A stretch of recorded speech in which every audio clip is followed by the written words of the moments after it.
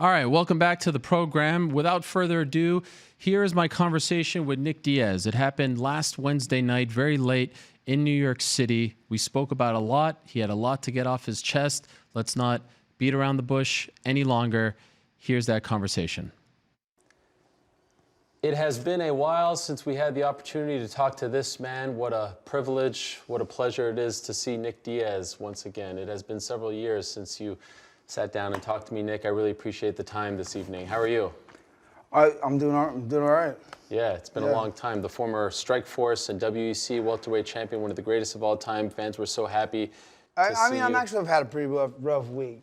Okay. Actually, but I mean, I guess you can imagine if you could. It's crazy because like I do, like you were saying, we had all the thing and all the fight and all this stuff. But people were like, oh yeah, I'm happy, cause my guy had me set up, some really good seats and everything.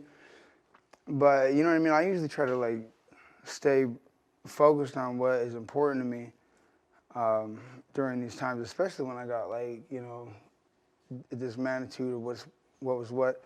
So I'm like telling these guys in the back, like, yo, I'm happy to be here. Cool, I gotta go and say hi to everybody, which I love to do, and deal with everybody wondering what, looking at me, right? But then my brother's fighting, so I'm like, okay, well, as long as you don't have me out here for my my brother, my brother's fight, it's like you got President Trump there, and then you have all this security and like serious security though that gives me a little anxiety. You know what I mean? Extra, especially when I feel like if at this type of a show that I run, I'm like I don't have to deal with, especially at this point in time in my life, I don't have to deal with nobody. But you know what I mean, like.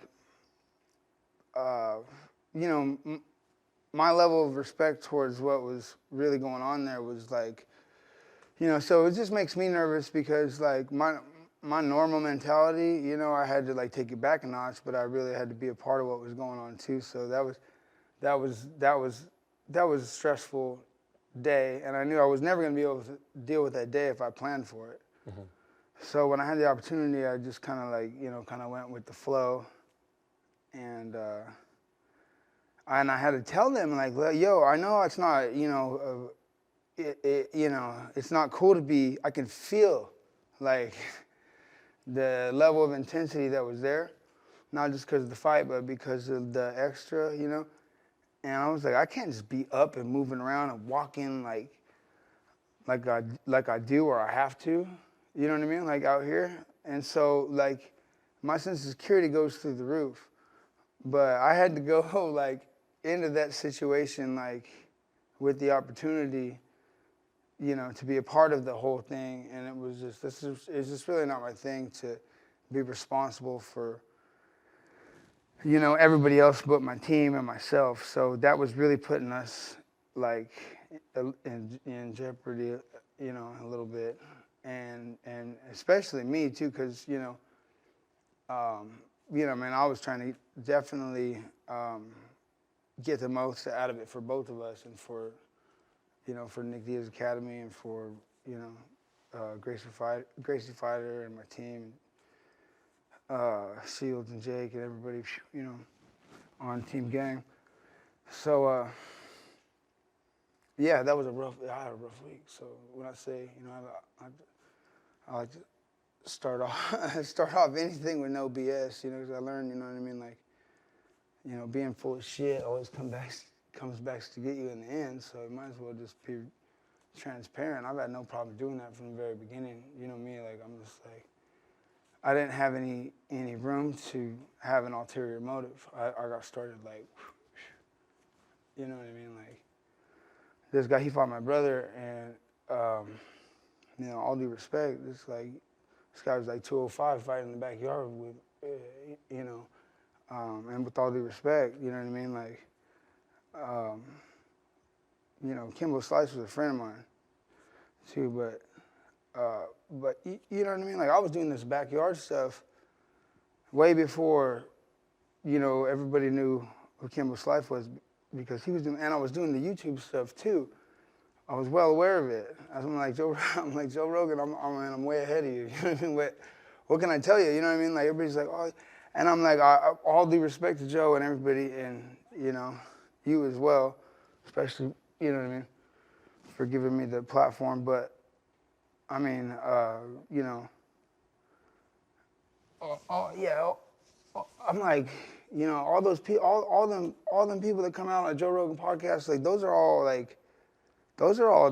while everybody else was focused on like what was hot or what are you supposed to be wearing, or like, I had a stay-at-home girlfriend, and I was like, 3 to 5 fights a year or something for 17 years. All I was doing was weight, what am I gonna eat?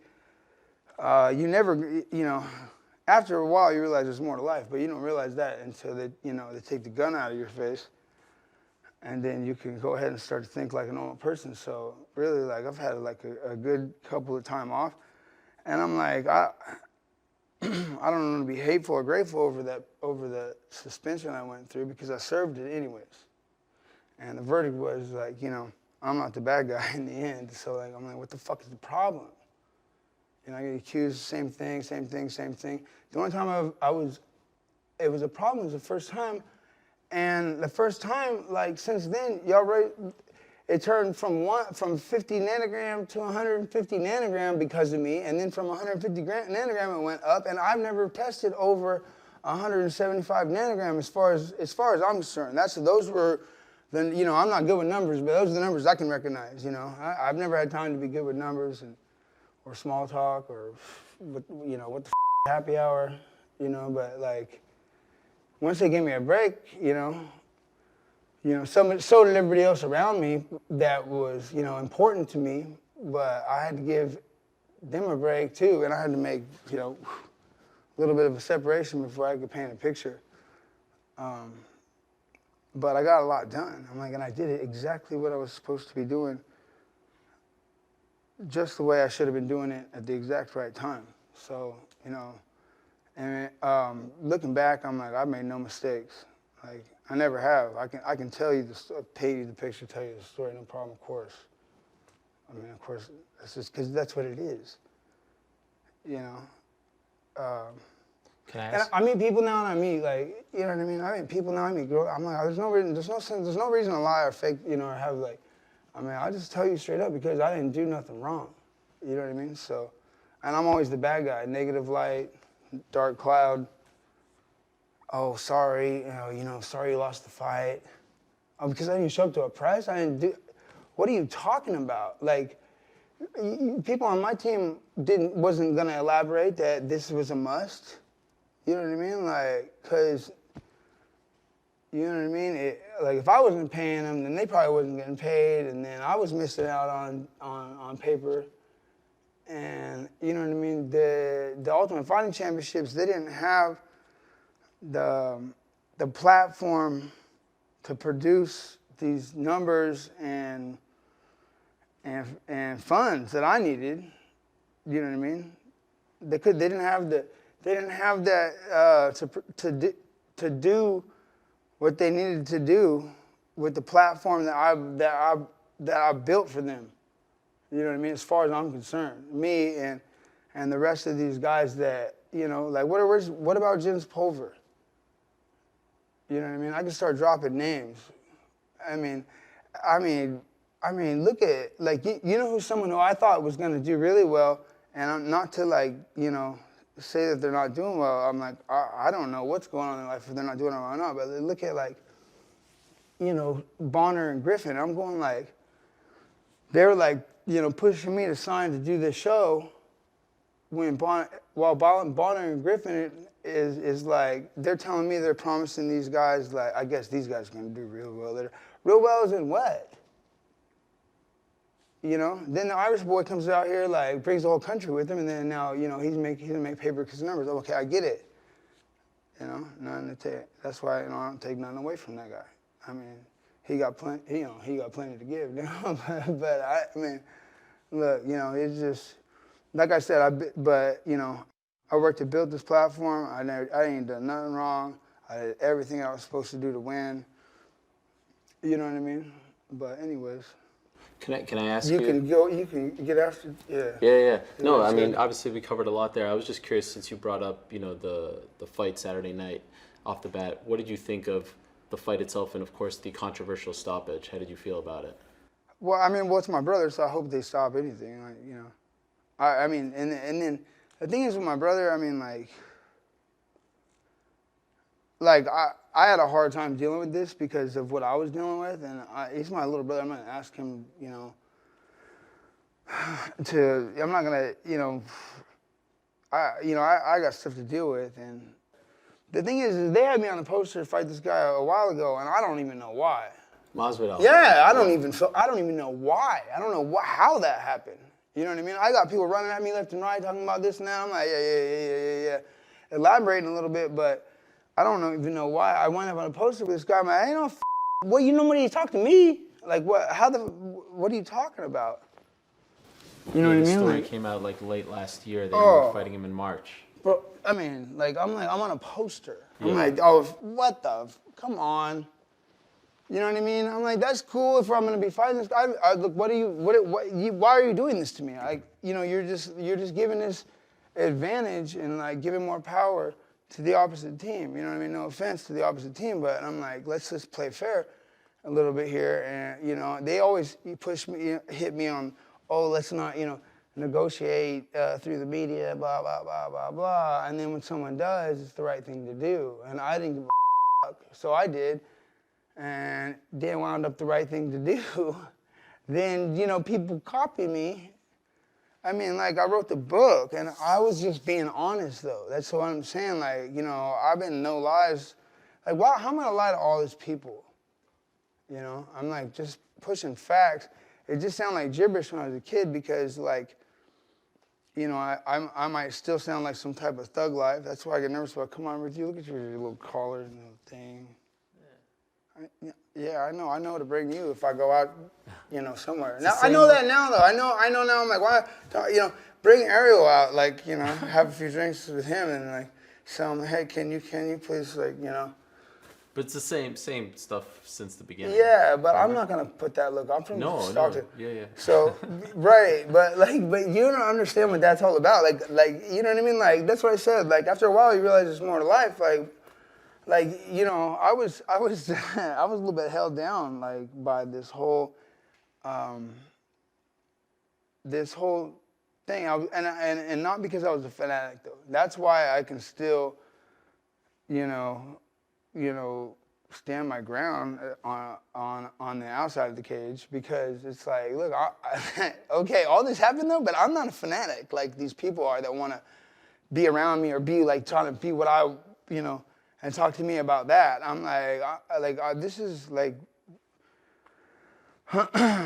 stopped. I was done being a fanatic once I started getting in trouble, and I realized I better go pro because I'm not, I didn't do so well in school. I'm like, these guys are, and then that's what really gets me too is because a lot of these guys are a college wrestler, high D1, blah blah blah blah blah. I mean, I wrestled too. But I got in fights in high school, so I couldn't wrestle, and I couldn't make attendance. And I didn't want to make attendance because I got motherfuckers out to get me. Because, you know what I mean? I had everything I did was exactly what I had to do, and I did it for exactly the right reasons. And anything that I did, I learned from, but it was because, of my own ignorance as to it. Because, I didn't have no one, my dad wasn't around like that, you know what I mean? He was at the same time, on account of just, ups and downs in life, he was doing what he had to do. So it's not like I had guidance, you know what I mean? That's the thing about my brother. I knew, it's hard, you know what I mean? To watch my brother to go into this thing when I wasn't a part of the whole system. But, like I said, it's about communication, you know what I mean? At some point in time, you know what I mean? There's ups and downs in life and with everybody, and you know what I mean. It's all about communication. So Let that be a lesson to you, And that's what I'm saying. It's not nothing against him. Like, that's my baby brother. I mean, you know what I mean? Like, that's, like, the BMF, the 107, that's my belt.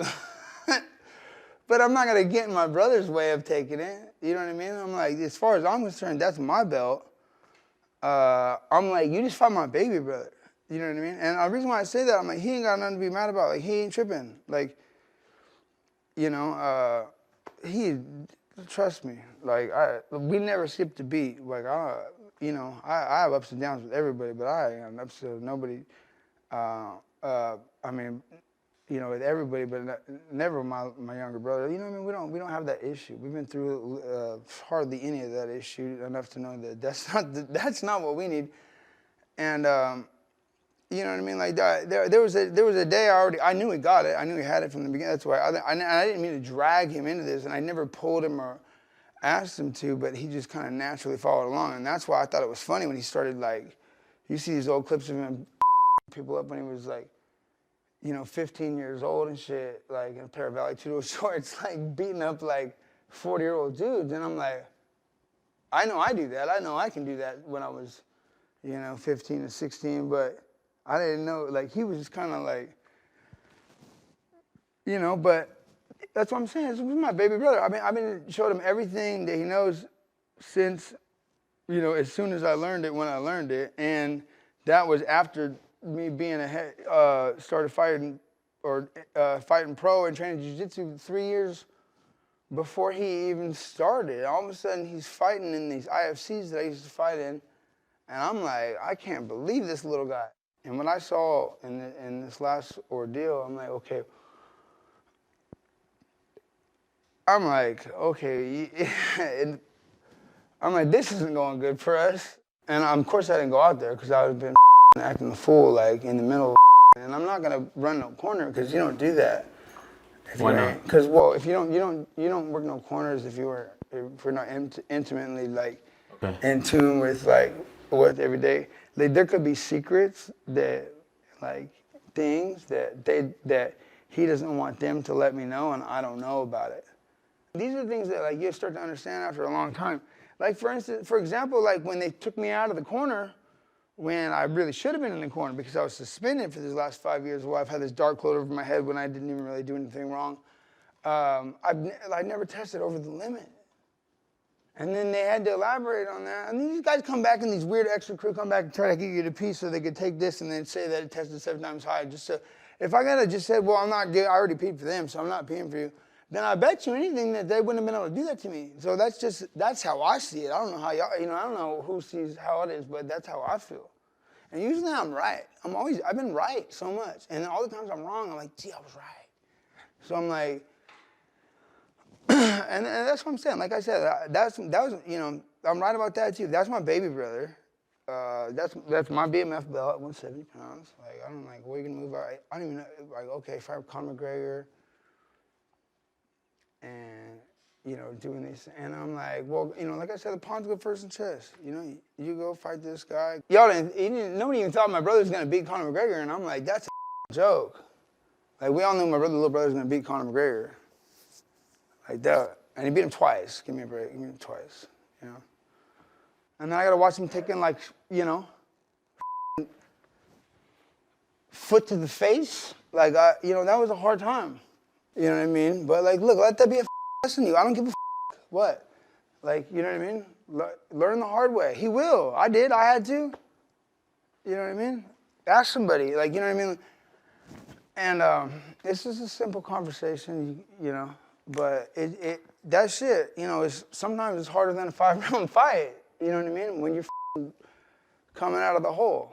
You know what I mean? And I don't care if I have to crawl back into that hole to crawl back out of that mother again. So that ain't on me.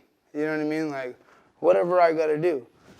You know what I mean? To do the right. But as far as how it's gone, like people offer me a little fight here and there. I'm like, pfft. I already know what would have happened to that poor man. Like look, I have no business in that man's life. Okay? Like, you earn the right to fight the baddest mother. The pawns go first. And that's all I have to say about that. I think the question that everyone wants to know is, do you want to fight? Do you want to resume your career?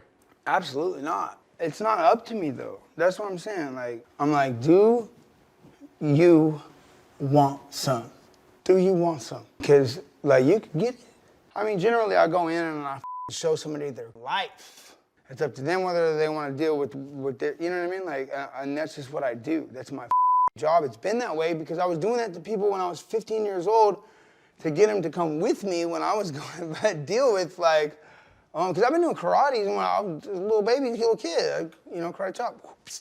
You know what I mean? Like, I was a real karate kid. I took it hard, and I'm like, I did everything right. And now that you have this legalizations and you have all these things happen and all during what I was going through on account of, like, step by step, like, I'm getting a bar raised up. Now you have fighters that can smoke weed, like, all the way till, like, the day before or, like, the day of. Because you got the nanogram level raised so high because me, and then after me, so many people, not only do these people learn how that I fight and how I got through it, they learn how I do it. You know what I mean? And that's why I had to start Nick Diaz Academy. And that's why I'm branching it, and that's another reason why I couldn't just run around and come back and be a part of this camp when, like I said, ups and downs in life, it's sad, you can't feel sorry for people. I tell these white belts that turn blue belts all the time, I'm like, look, sorry that you didn't make it this year, or didn't make it this time around. I'm sorry that, like, today you don't get a blue belt. You know what I mean? Like, this is not your big week, but hey, if you don't get with the program, bro, like, then you're not gonna move forward. Because I was definitely not gonna move forward in life unless I, like, did something. You know what I mean? And I definitely wasn't gonna make it to school when I was punching kids and cutting their face in school. It's hard like being a fighter, but it should be, But at least I had some sense of security when it came to learning, martial arts. But, and as far as my brother's fight, my brother asked me my brother asked me to take this fight if they'll give it to me. And I said, like, well then, I'm not, like, I'm not begging for no fights. I don't give a I'm just saying it's on you. That's on you, bro. Because, you already put me on the poster. Put me on the poster. And then, whether it was, I ain't blaming nobody, but, you know what I mean? It's like, we're already going to, so you obviously already accepted the fight, so I said to him, fight now. So, and then the UFC, I'm like, there's more money in this? I'm like, hell, you want to do something big? Do it at Cowboy Stadium.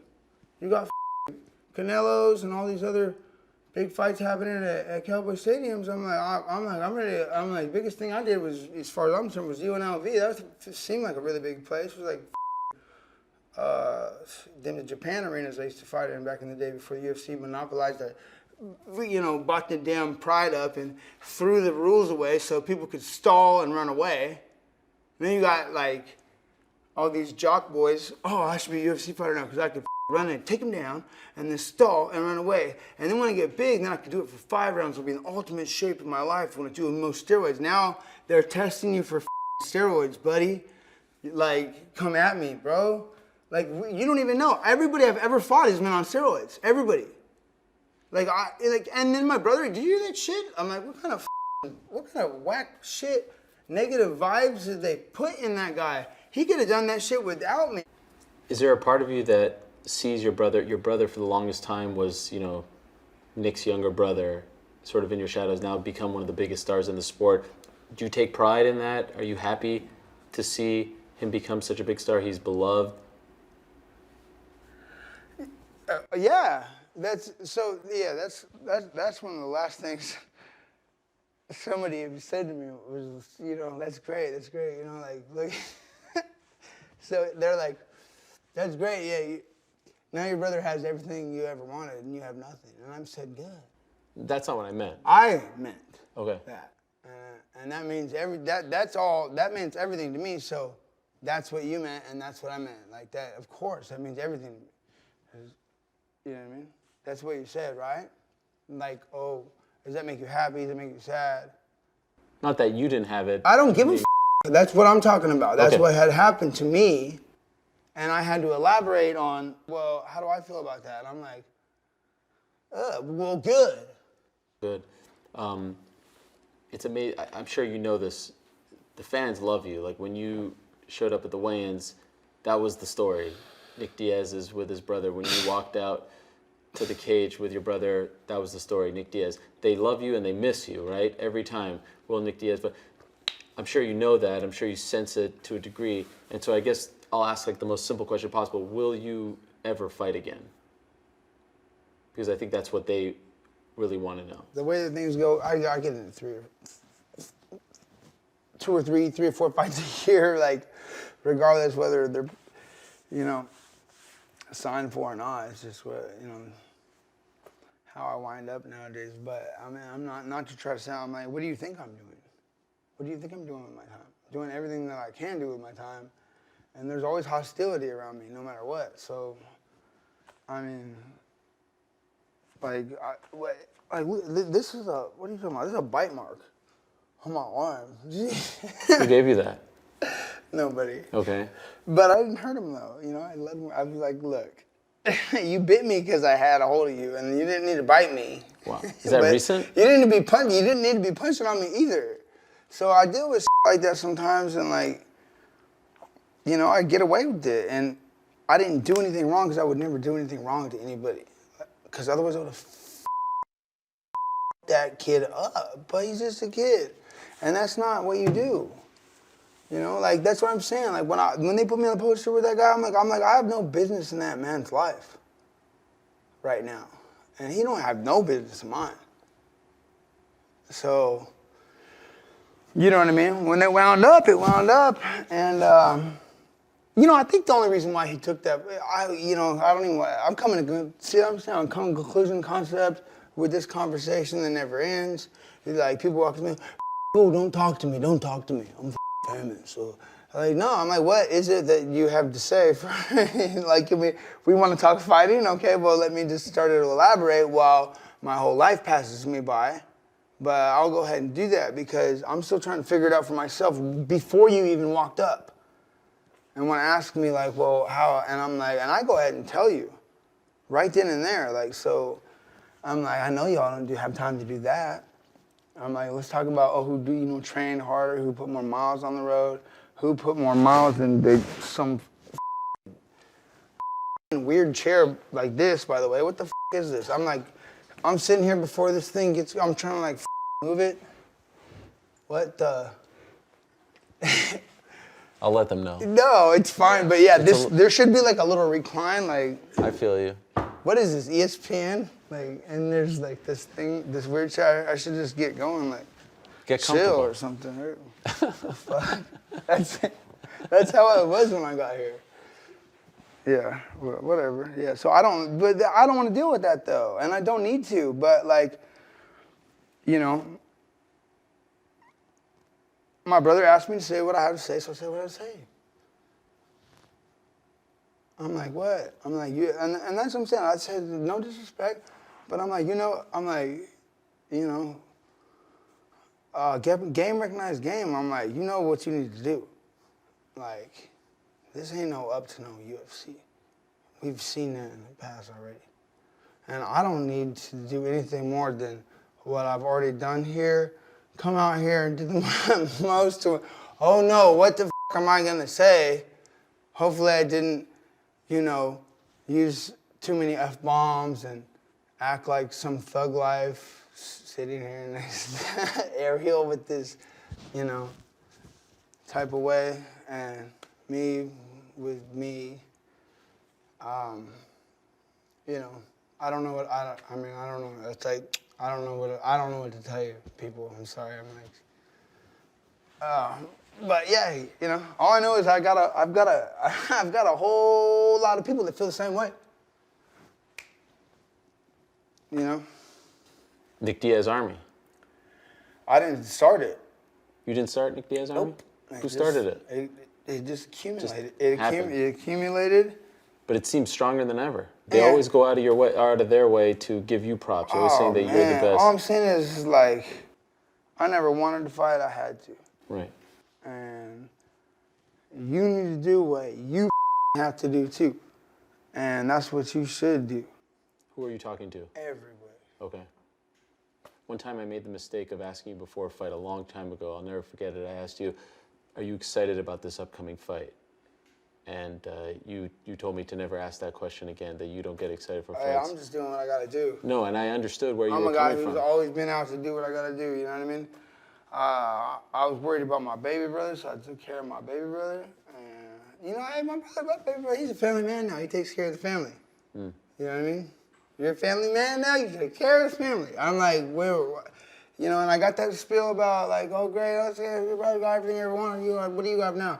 And I'm like, well, that's all I ever wanted. I take care of my baby brother. He be a family man. He take care of the family. Me, Baba Bird. What do you want from me? Would you prefer he stop fighting at this point? Oh, of course. But I'm sure he would prefer me stop fighting too, as he should. But you know, while it's hot. You know, like we as grown-ups nowadays, we don't always tend to consult with each other the way we would have in the short past, in the short time that it was before the past that I was talking about. Do you wish you were closer? Well, yeah, but you know what I mean? Like, things that I'm not ready for, and I wonder how, you know, I mean, growing up and all, and like, you know, having like a family situation, like, that's a big deal. I mean, like, I ain't saying nothing new. Like, you know, this kid, he's guys having children. I'm like, I'm leaving town. So you know what I mean? Like, but we're very clear. You know what I mean? We're very clear. We see how clear we are. I go back and deal with what's going on in there. I'm like, yeah, you know, this is what goes on. And it ain't nothing new. But I don't blame nobody. It ain't his fault. It ain't nothing new. I'm the one that makes something new. So I gotta come. I'm supposed to come do my job. But you know, I don't mean to put it on him. I didn't put it on him. I was just like, look, you know, like, you know what I mean? When you want to make moves, like, you consult with your people. And like, it's just kind of hard when there's a lot of stress, you know, and ups and downs in life. And without jiu-jitsu every day and separation of moving and seeing what's really going on, it's like, you know, it just causes, you know, a little bit of a lack of communication. That's all. It's not a big deal. That's why I said, let this be a lesson here. I'm like, hey, I got the same cuts on my face, you know what I mean? You go to Dr. Frank, he fix all that stuff. You go to Dr. Frank Styles MD, he fix all that stuff right away. You won't ever get cut again like that. That's an old cut, boom, open up real quick. She asked me about a thing about the stoppage. Yeah, I said, yeah, it was a good stoppage because it's my brother. But should you stop the fight? No. I'm like this guy's like, I'm going to have to be very cautious and very hesitant before I just jump on in and just do what I normally would do. And I'm like, not only do you know that, but you say it's not like, and if it is that you're just like, oh, I'm standing over your brother because I want to torture your brother. You trust me, you have nothing against my younger brother because like he didn't do anything or say nothing out of line to anybody and do anything wrong. So why are you going to do the most? He wasn't doing the most. He was doing all he could do. And then they stopped the fight when I heard Tyson Fury got cut real good, like, and they let it go, like bigger than that cut. 12-round boxing fight. Who knows in the last 2 rounds could go on the ground? No, who knows in the last 2 rounds when he got hit? I don't, whatever. You know what it is. I mean, maybe that's like the idea because this is the idea, put this fight together because all I see is dollar signs right now. It's not on me. You want to talk about baptizing my younger brother? That's on you. I never had nothing disrespectful to say, but like you don't talk about baptizing my younger brother. So you're already in a position if you fight with me. You don't talk about baptizing someone's younger brother. That's my baby brother. You don't talk like that to nobody. So, you know, who rides on whose side? Like, and you know, that's what I'm saying. Like, you want to say that? You know, you want to do that? You want to walk? That's on you. And I understand you got, you know, who knows, ups and downs in life too. Oh, I can relate to you. That's why I ain't mad at you. But it's like, you know what I mean? If you want to walk, that's on you. But you know what you have to do. You think you crossed the line? I think that nobody else has any say in this except for me and the person who's in the rightful position. So, and I'm only coming forward because I've been summoned for the most part. By who? Just the whole MMA The game? fan base demographic. And my younger brother, because, you know, he just told me straight up, like, so I'm like, oh, that's why I'm here. And so. What did he say to you? Yeah, he just said, like, you know, ain't nobody can get away with this shit, blah, blah, blah, you know. Like, it ain't the time for that. I think he was just mad, too, but, you know, maybe you should have talked with me, Dan, maybe you should talk with me before. Well, I'll tell you what right now, real quick, I'm really glad about this, too, so I could get this in, because I never, you know, with my shit races, sometimes I'm like, oh yeah, tell you this, tell you what about that. Well, my brother fought Conor McGregor the second time. Like, I was gone. I was dealing with other things, you know, like, I've been trying to open a new gym in a bigger city for a long time. Just to make it, you know, just to, why not, you know, have like, you know, different types of higher and lower end clientele when it comes to demographics, where you're at, whatever, you know, it's interesting to me. I'm working with different people. I got all kinds of jiu-jitsu, bro. I'm just living in Stockton. I got been taking care of these kids. Like, what the hell? You know what I mean? After a while, you realize there's more to life, right? So we got a gym opening right now in Hollywood, right next to a Russian photo spa, too, which is really nice, especially if you're somebody that cuts weight all the time. So you learn how to kind of, like, relax and let the damn weight fall off you and talk about it and have these conversations that you can't have if you're all, like, crazy. It's time to, and so, you know, that's a nice place, too, especially for people who want to do, like, a little bit of private lesson, group lesson. Opening next week, right? We're like very soon? What do you call it? I'm not doing no grand opening, but I'm just going to be using this facility until we build a little bit of what's what, and then, yeah, maybe we'll, you know, set it off and have, but I'm pretty sure I can, you know, do what I want to do with that. And I also, I used to live in Dallas, too. That's what I'm saying. Like, man, like, I'll do something. I'm trying to do one of these gyms in Dallas, trying to do one of these here. I'm trying to teach jiu-jitsu at least, so I'm not going to be fighting pro. So, well, yeah, of course, my head's in the game. I'm ready to fight, but you know, I want to give back a little bit. I mean, I guess I feel like I'm not really a taker. I've always been a giver, so I might as well just keep doing what I do best. It sounds, though, after what he said about baptizing, correct me if... You know, it's just it's a term you use. Like, it's the way you talk. It's a weird, crazy way you think. You know what I mean? Like, I don't have that in me. You know, like, but I understand. Like, you know, I've also been more blessed by the public on account of, like, you know, exposure, on account of me having the hardest time ever. And so whatever misunderstanding I've had leading up was on account of you know, just missed time that I had, just, you know, out, you know, just, you know, being a regular day-to-day type of guy, being a regular person. You know, I was just really worked up. But the one thing that I came to realize was I was never fanatical. I had a job to do, and I did it.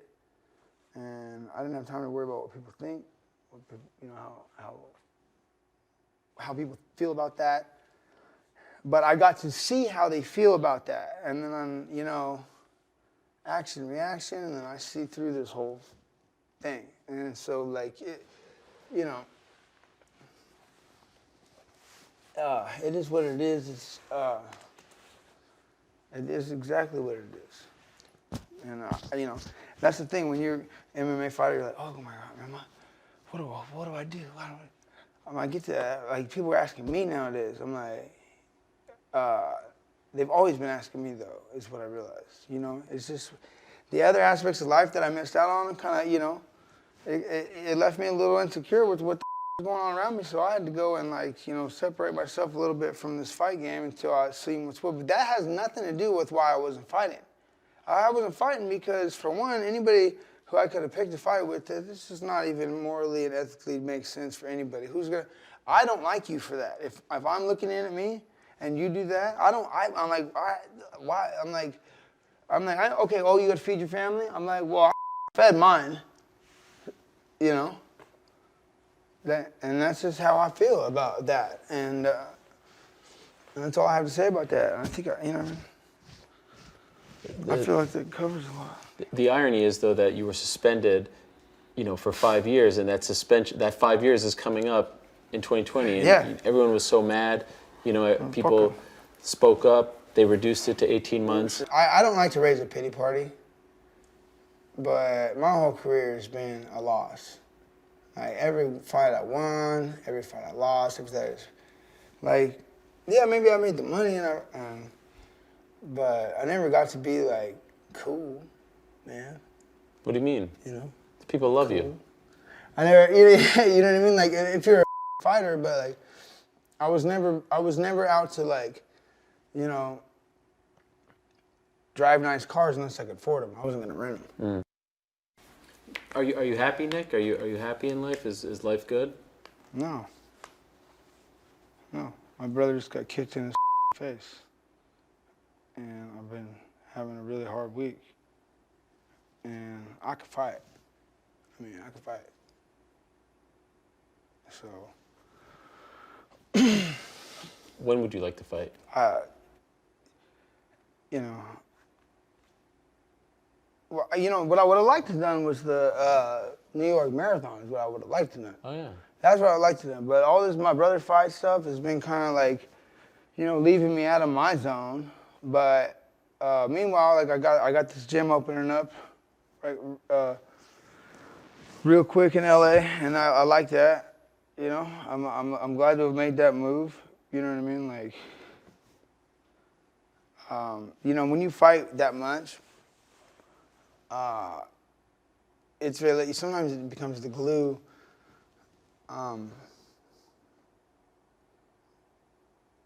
Or sometimes that becomes the glue that keeps you in relationships, and those relationships are the glue that keeps you grounded where you're at. You know what I mean? And that's okay, you know, because I learned one day, I'm like, all right, well, sometimes it's like, everybody's like, damn, you need to cut your circle shorter, you need to cut your circle shorter. You always got all these, you know. And I'm like, okay, well, after a while I found, you know, in some ways, you know, he who travels with, alone travels faster. Who travels with you know, you learn this when you're by yourself a lot. But, you know, he who travels with others travels further. And as you can see, like, you know, I have others. You know what I mean? I'm like, where are your others? What did you do? You know what I mean? Like, and that goes for everybody. But I'm definitely the most decorated with others. Do you ever sit back and watch your old fights? Makes sense too, you know, I never got to be one thing, if you know what I mean. Right. Always been like a piece of this or a piece of that, some of this. I could vibe here or there. You know what I mean? Hardest time was with you. What do you mean? Well, not you, but like you in general. Just like, not even like, just like a, you know, a tailor-made version of yourself. But Like but that's media? okay. But yeah, that's why I got started fighting. I don't have any animosity or anything against any of that. But I got started fighting because I wasn't cutting it in school. You know what I mean? I was no prom date to be had. You know what I mean? Like just stupid shit. You know what I mean? That matters big to people, and that's why I'm not telling. I'm not sitting here saying, "Hey, kids, drop out of school." You know what I mean? Be a fighter, like please no, like by all means no. If anything, I tell you don't fight. I've been saying that like from the beginning. Yep. But I'm like, but if you're, I'm like, then do it like this. This is how you do it. I'm like, trust me, I've been there. So. Do you have a relationship with Caesar? Absolutely. How's that? It's just a little far and few between right now because, it's just a lifestyle right now. You know what I'm saying? Like, I'm not, I'm not on those hours. I'm not doing those things. And it's safer for me to stay away from people that are, and it's safer for them too. When I have a fight, if I'm training in a fight camp and I'm like, around those people, it's not very safe for me unless, my head's in the game at this day and age. I know how to stay healthy. Like, all the fights I've done throughout the day and everything that I've invested in as far as longevity, it takes on a whole new meaning and makes all sorts of different sense nowadays at this day and age. And like I was saying, as far as I'm concerned, I just turned 30. I'm like, next year I'm gonna feel old as a number. You know what I mean? I'm gonna feel old as a number. And I've always had that in my head, like right about that age, you're gonna feel old as a number. So I'm like, I'm definitely not there yet. And even when I hit old as a number, I'm like, if anybody, I'm definitely way more ready than you to go ahead and deal with what I gotta do. And there's nothing really more to say about it, you know what I mean? Like, I did everything right. You know what I mean? It's just, I don't go home and cry myself to sleep, though. I'm like, but I know at this point in time, like, anybody takes a fight with me, I know I'm not going to be the one going home and crying myself to sleep after practice. I've worked that hard to where I don't have to, I'm like, at the end of the day, you have a good night. It's like, okay, well, you have a good night. I had a bad night, but I'm not going to waste my time being worked up about having a fight. You don't do these often, so I just want to ask, is there anything that you want the public to know? Probably, but I'm not going to come up with it. I like to make a long story short, but I mean, I can never do that as it's been in the past, and I don't know. He goes on tangents, and I'm like, no, I explained to you exactly what the is going on. So it's on you, folks. It's on you, Dana. It's on you, UFC. That's on them. It's in your hands now. Cowboy Stadium. What? Like what? Oh, go fight and then what? Okay, so you guys suspend me for 5 years and all this crazy, weird inner conspiracy type of weird happens all the time. And so if the UFC wants to contact you, how do they contact you? Do you want them to come to you directly? That'll happen, no problem. All right. I'm done saying. Nick, I appreciate it. I appreciate you. Yeah, man. Thank you for coming. Yeah. And we'll see you soon, hopefully. But I wish you the best. Yeah. Thanks for doing this. Hey, that's the bad guy. No. That's the bad guy. Where you come from, people like me. Yeah. Right? Yeah, sometimes they could get, nowadays there's a way to deal with that. Thank you, Nick. So there you have it. There's my conversation with Nick Diaz from last Wednesday. Appreciate him sitting down. I know he said a lot. I know that was very unfiltered. In fact, it was longer than that, but we shortened it for time. And so let's see what happens here. Let's see if he's able to get back on track. Let's see if he's able to get a fight, if he's able to get the fight that he wants. And it sounds like he is unhappy with some of the things that Jorge Masvidal said. The baptized line really stood out to me But as of right now, no real serious talks there. But he said Cowboy Stadium. Afterwards, when the interview was over, they talked about March, April, his team. They wanted to reiterate they want to come back in the spring. They want to fight Cowboy Stadium. They want to fight Jorge Masvidal. They wanted to make this very clear after the fact, and also clear that they spoke to Nate and got his blessing to do that interview. And so we'll see what happens here. We'll see what happens from this point forward. For now, though, let's move along to our next guest. He's been patiently waiting. He is the reigning defending UFC heavyweight champion. He is the king of Cleveland. He is the one and only Stipe Miocic, who's kind enough to join us today. Stipe, how are you? What's up, my man? You know, I have to be honest, there was a moment yesterday where I actually thought of, we don't really talk about this sort of thing, but I actually thought of canceling this interview because your Browns stole one from my Buffalo Bills yesterday. And quite frankly, I have a lot of harsh feelings about the franchise right now for what they did. So I thought about it, but I just love talking to you so much that I didn't. Those are lies. Those are all lies. It was a great game. Did you watch it? I did watch it. It was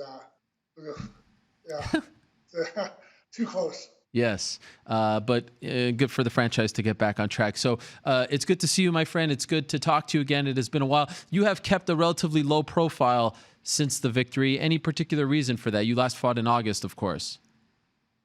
Yeah, no, just me doing me, enjoying the family, enjoying the time off.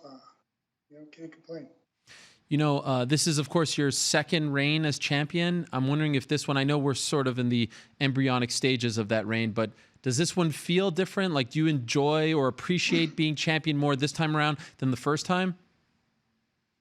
I'm always grateful and blessed, I had an opportunity to fight for the title, and, winning it was even better. And then, of course, losing it and then getting it back from the same guy that beat you is even better. And, it's awesome. I can show my daughter, just show her sometimes you get knocked down, you gotta get back up. Yeah. Do you sometimes have moments where you look at the belt and you're like, all right, everything last year that we had to endure, had to go through, it was all worth it. Here it is. Yeah, I guess so. There it is. I'm just happy. Yeah. Which one do you like better, by the way, the new or the old one? I like the old one. Why is that? I feel like it's constructed better. Ah, interesting. Bigger, maybe bulkier? No, it's better constructed. What do you mean by that? Like, nothing's falling apart. Oh, things are falling apart on the new one? Yeah. Like what? Good. Don't worry about it. It's all good. All right, Next fine. question. Okay, fair enough. So just weeks after, you won the belt, we found out, and it sort of flew under the radar, that you had eye surgery. And I don't think many people knew that you even injured your eye in the fight. Could you tell us what happened? What led to the surgery? Before we actually talk about the surgery itself, what actually led to it? Probably multiple eye pokes for my last two fights. Really? Yeah. It definitely didn't help my cause. And, getting punched doesn't help either. But, yeah, I got done with the fight and seeing spots in my eye, and I see, just never saw before and just didn't feel right. So I actually went to the retina doctor, and he looked at it. He's like, yeah, man, you got a tear in your retina. So did a little procedure, fix it up. So, hopefully it's healing up and it's going to stay that way. Was it hurting you? No, but of course, you got punched in the face. Yeah, it does hurt. And I poked, but it was just like really just it was like just floaties. It was like dark floaties in my eye, and it's gotten better, but it's still there. And are you saying, just to be clear, you were poked in the first fight and the second fight? Oh yeah, you watched it. Yeah, I was. Do you remember? Was it multiple times in the second fight? Pretty sure multiple times. Okay, and was it hard to see in the fight? I watched it too. Oh no, when you get hit in the eye, don't care who you are, it's gonna hurt. Kind of blow your eye a little bit. So. Okay, but you're saying you got poked, not just punched, right? Oh no, yeah, I got poked 100%. Okay, and so you had the surgery, and how did the surgery go? So far, so good. Okay. Fingers crossed. So no lingering effects or anything like that? No, not as of right now, no. So just, playing and, listen, I love fighting, but it's all about my eye right now. Yeah. And that's the only way we get back on our hunches. And have they told you what kind, they being your doctors, have they told you what kind of timeline as far as when you could return to training full time and then, of course, return to fighting? What are you looking at? I don't know. I talked to him a little bit, so I'm going to go see him here again in about a month. Okay. Do nothing extensive or hard. So. You could see out of it now though, right? Yeah. Oh, okay. Do you want to keep fighting? Yeah. Okay. I'm not sure you heard recently Daniel was on my show and he said he wants to fight one more time and he wants to fight against you and that's it. It's just one more time and he's done. I'm wondering if you saw those comments and if so, what did you think of them? I think I saw something about it, but I'm not worried about him right now. You know, I'm worried about I getting better. You know, and you know we'll see what happens from there. But I'm not worried about him right now. I'm just worried about my eye healing up, getting better, and you know, and I saw Tyson Fury's coming into the mix now here. Ah. So I like a new challenge. Oh. So. Did you see that footage? Oh yeah, I mean, yeah, he's a combat fighter, so he's definitely gonna have good striking. But I mean, anyone can make a 30-minute highway reel. I mean, he's still still good, but I mean, I can do that too. Yeah, here it is. Actually, I think it was more like a minute as opposed to 30 minutes. I was saying 30 seconds. I thought it was 30 seconds. Sorry. Yeah. What did you think? What, you think he's got something there? You think he's being serious about this? Well, maybe not. I don't know. I mean, you know, good for him. But definitely, if he wants to step in the octagon, I love it. I'll step in the ring. I love the boxing. Okay, really? I would love to box him. Why? Why would you love to box? He's a great fighter. You know, I love it. And he's a good dude. I think, and I think we put on a good show. So you would actually, and correct me if I'm wrong, the idea of boxing him is more intriguing than the idea of fighting him in MMA? Yeah. Interesting. Why is that? Just because it's something new? It's something different? Yeah. Something new, something different. You know, I mean, with mixed martial arts, there's a lot more, you know, to go with it. You know, you got like a bunch of martial arts to worry about. You know, with boxing, that's all we got to worry about. We just go toe to toe, slug it out. Yeah. Maybe I mentioned this earlier in the show. Maybe like a 2-part series, so to speak, like an MMA fight followed by a boxing fight, or vice versa. Yeah. Listen, I'm down. I love it. I think it's a great idea. Would it be fair to say that? Go ahead. Do it one night. Oh, one night? Both fights one night? Crazy. That's absurd. That is absurd. I would never do that. Would it be fair to say though that this is just what I'm reading off you? This seems to interest you more than the idea of fighting Daniel a third time? 100%. Okay. Yeah. I mean, like, what do you see? Like, I mean, I didn't like fluke knock him out like quick. I mean, I beat him. You know what I mean? I decisively beat him, and you know, like the first fight, congrats DC, but you know, he caught me with a punch, you know, in the first round. But you know, it was like one on my mind that night. No excuses, but he beat me. But second fight, man, you know, I won. There's no taking away from it, and I didn't get lucky. I just straight, you know, worked him. You were very vocal about the fact last year, as you were, frustrated with the process, that, you wanted the title fight. You weren't going to settle for anything else. Is there any part of you that is feeling like, all right, now I got the belt, I'm going to give you, I'm going to make you wait. I'm going to make you be frustrated and sit out and wonder if I'm going to grant you this. Are you going to try to give him what you were feeling last year, type of thing? Yeah, maybe not. Well, he put it on him. He's poked me in the eye multiple times, so I got worked my eye done. So that doesn't help my cause. I can't really train hard or do any of that just because I can't really go extensive and hard. But so we'll see what happens. But yeah, right now it doesn't really intrigue me. More of the Tyson Fury. I like that. Okay. It's funny. You were at the Boston event not that long ago, around a month or so ago, and they put you on camera, and you did not look very happy to be there. Like, the look on your face was like, I'm not too thrilled about the idea of sitting here and being on camera. What was going through your mind? Do you remember this moment? They had you and him on the split, the split screen there, sort of like this situation right here. Although you seem a lot happier right now. What was going on there? I don't know. I think I was looking at my phone or something. I think I was watching like a baseball score or football or something. I don't know what I was doing. I was watching college football or something. Something maybe, man. Nothing with that. I don't care about that. Whatever. It is what it is. Okay. All right. Because he was like, hey, all excited, and you were just like, and I didn't know if you were not happy being put on camera or something like that. Oh no. Well, no, it was yeah, I didn't even know that I was going to be on camera until I looked up. Oh. There you are. So yeah, I'm like, hey, but yeah, no, I don't think I was mad at all. I think I was just kind of caught up in the moment, I guess. Just not paying attention like I usually do. Are you able to work out now? Yeah, but not like hard, just like stretching stuff and just I'm not trying to push it, just gonna ease it in. Yeah, so you could run and things. When I was younger. You could run and all that stuff, but you can't get punched, I would imagine. Yeah. Well, I'm not really running either. I'm just kind of just stretching and trying to stay flexible and just being careful just because I'm not young anymore. I'm a little bit older. Sure, sure. But they have said like this, because I know the eye is so serious. This won't preclude you, if you want to continue, from fighting at some point once it fully heals. There's no fear of that, right? No, I actually talked to the doctor and he said, no, you should be good. Okay.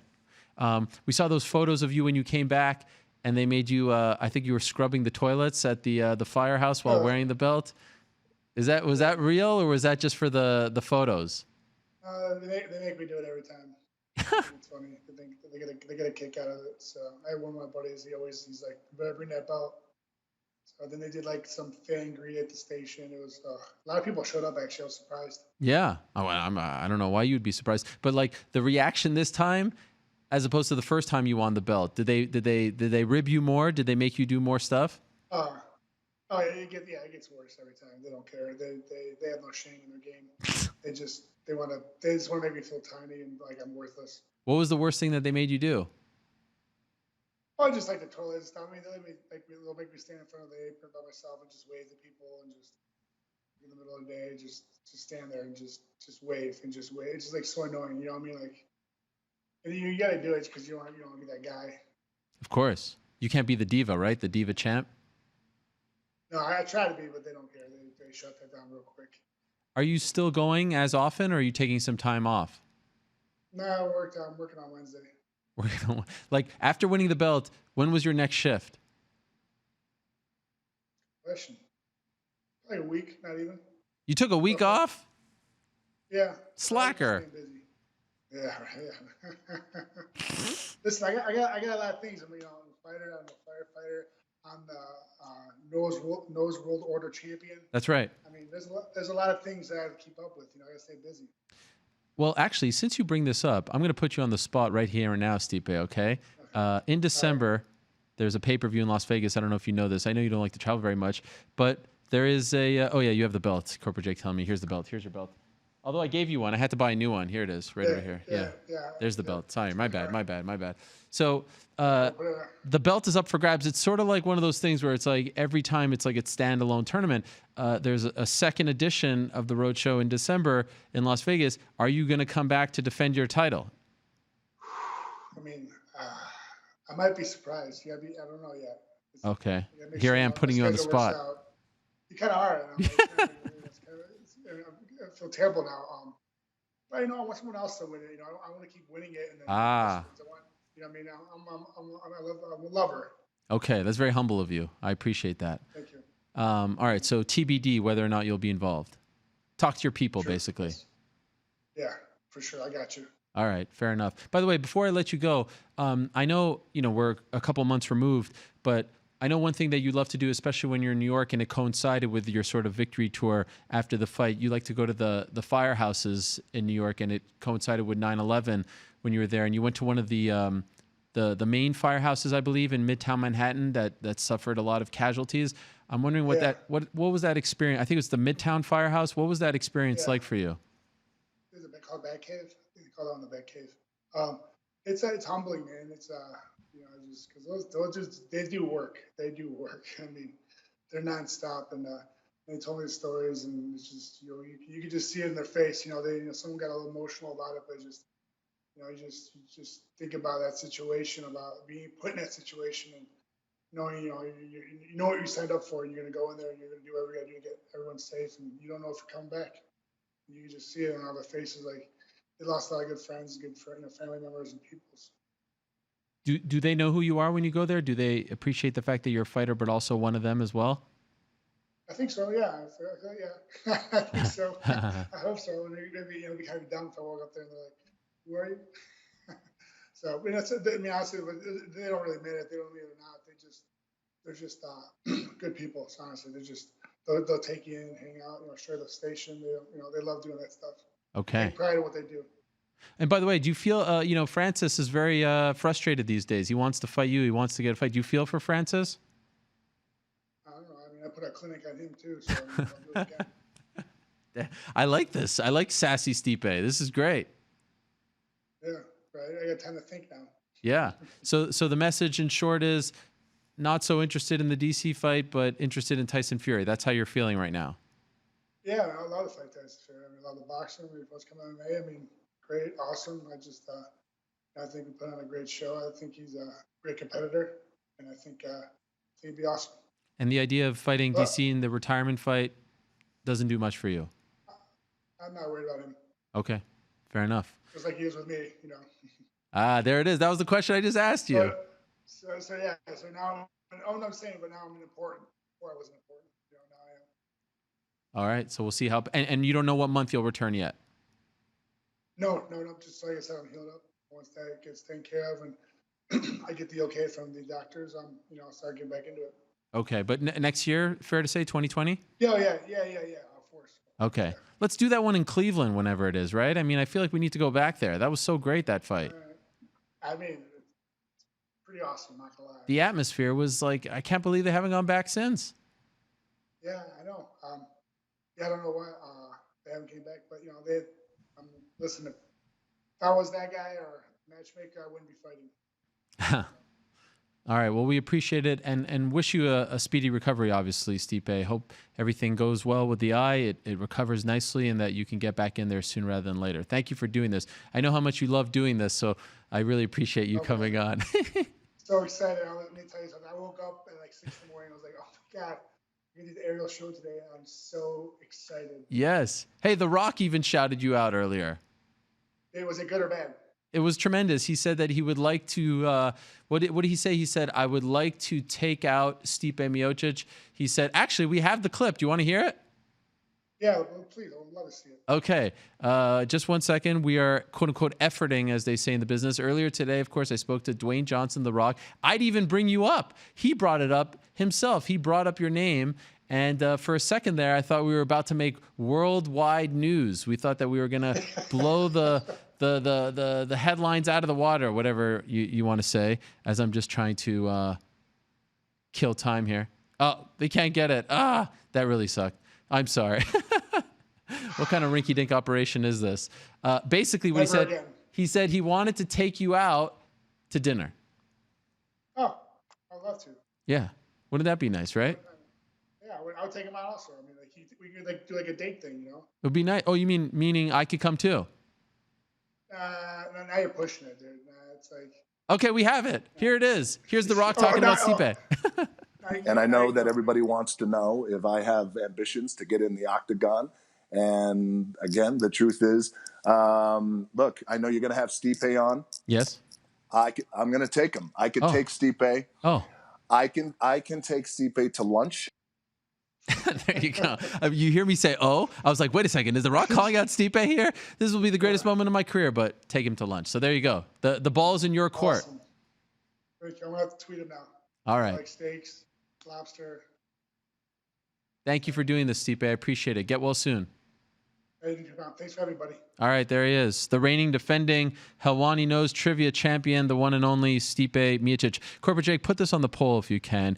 Who do you want to see Stipe Miocic fight next? Do you prefer Tyson Fury, Daniel Cormier, Francis Ngannou? What do you think? Put them in that order. Let's see what the people say. But you heard him very clearly there.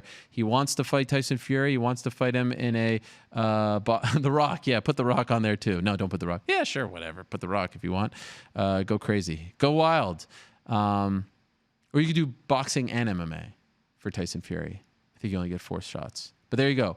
Good to hear from the champ. Good to hear from the man himself. And certainly hope that he has a speedy recovery and the eye heals up and we could see him back in the octagon in the very near future. All right, so now let's go to one of the very top contenders in the 170-pound division. The man himself, there he is, Tyron Woodley, outside of Unbreakable. How are you, Tyron? I'm out here in the sun. Ain't it fun? Look at that little sneak advertisement I threw in the background. Unbreakable. Is Randy Couture back? Randy Couture is doing a movie the other day, so he's doing all right. I just talked to Sam earlier today. But yeah, I'm outside Unbreakable, about to go and try to break a hole in one of these bags, kick the hell out of it, and yeah, man, getting ready to get back out. Okay. Now, that last interview you did, ended kind of, I'm gonna just let you know because it was like his date. It was a date set up with The Rock and Stipe, or like what was going on? Yeah, well, I don't know. I mean, he threw it out there. A little bit. Yeah. I know. But then he invited you. Then he said the balls were on his court. Stop it. Stop it. Stop it. Stop it. Stop it. So I Tyron, made you laugh. Yes. there's a lot going on at 170 these days. Title fight coming up. I think It's everyone wants. popping, though. Yeah. Popping. Where do you fit into all this? Shit, I'm at the top still. I mean, the rest of the stuff is for entertainment, but when we're talking about the real sportists that know and watch, I'm still right there at the top. Okay, so are you waiting for the winner of Colby versus Kamaru, or as Leon Edwards has talked about in the media? I'm just sure. Go ahead. Oh, Leon Edwards said something? What he said? Yeah, he said that he's been offered a fight against you, and his manager said on my show last week that they've been offered multiple fights. Well, that's awesome for Leon. I'm happy for him that he was offered fights.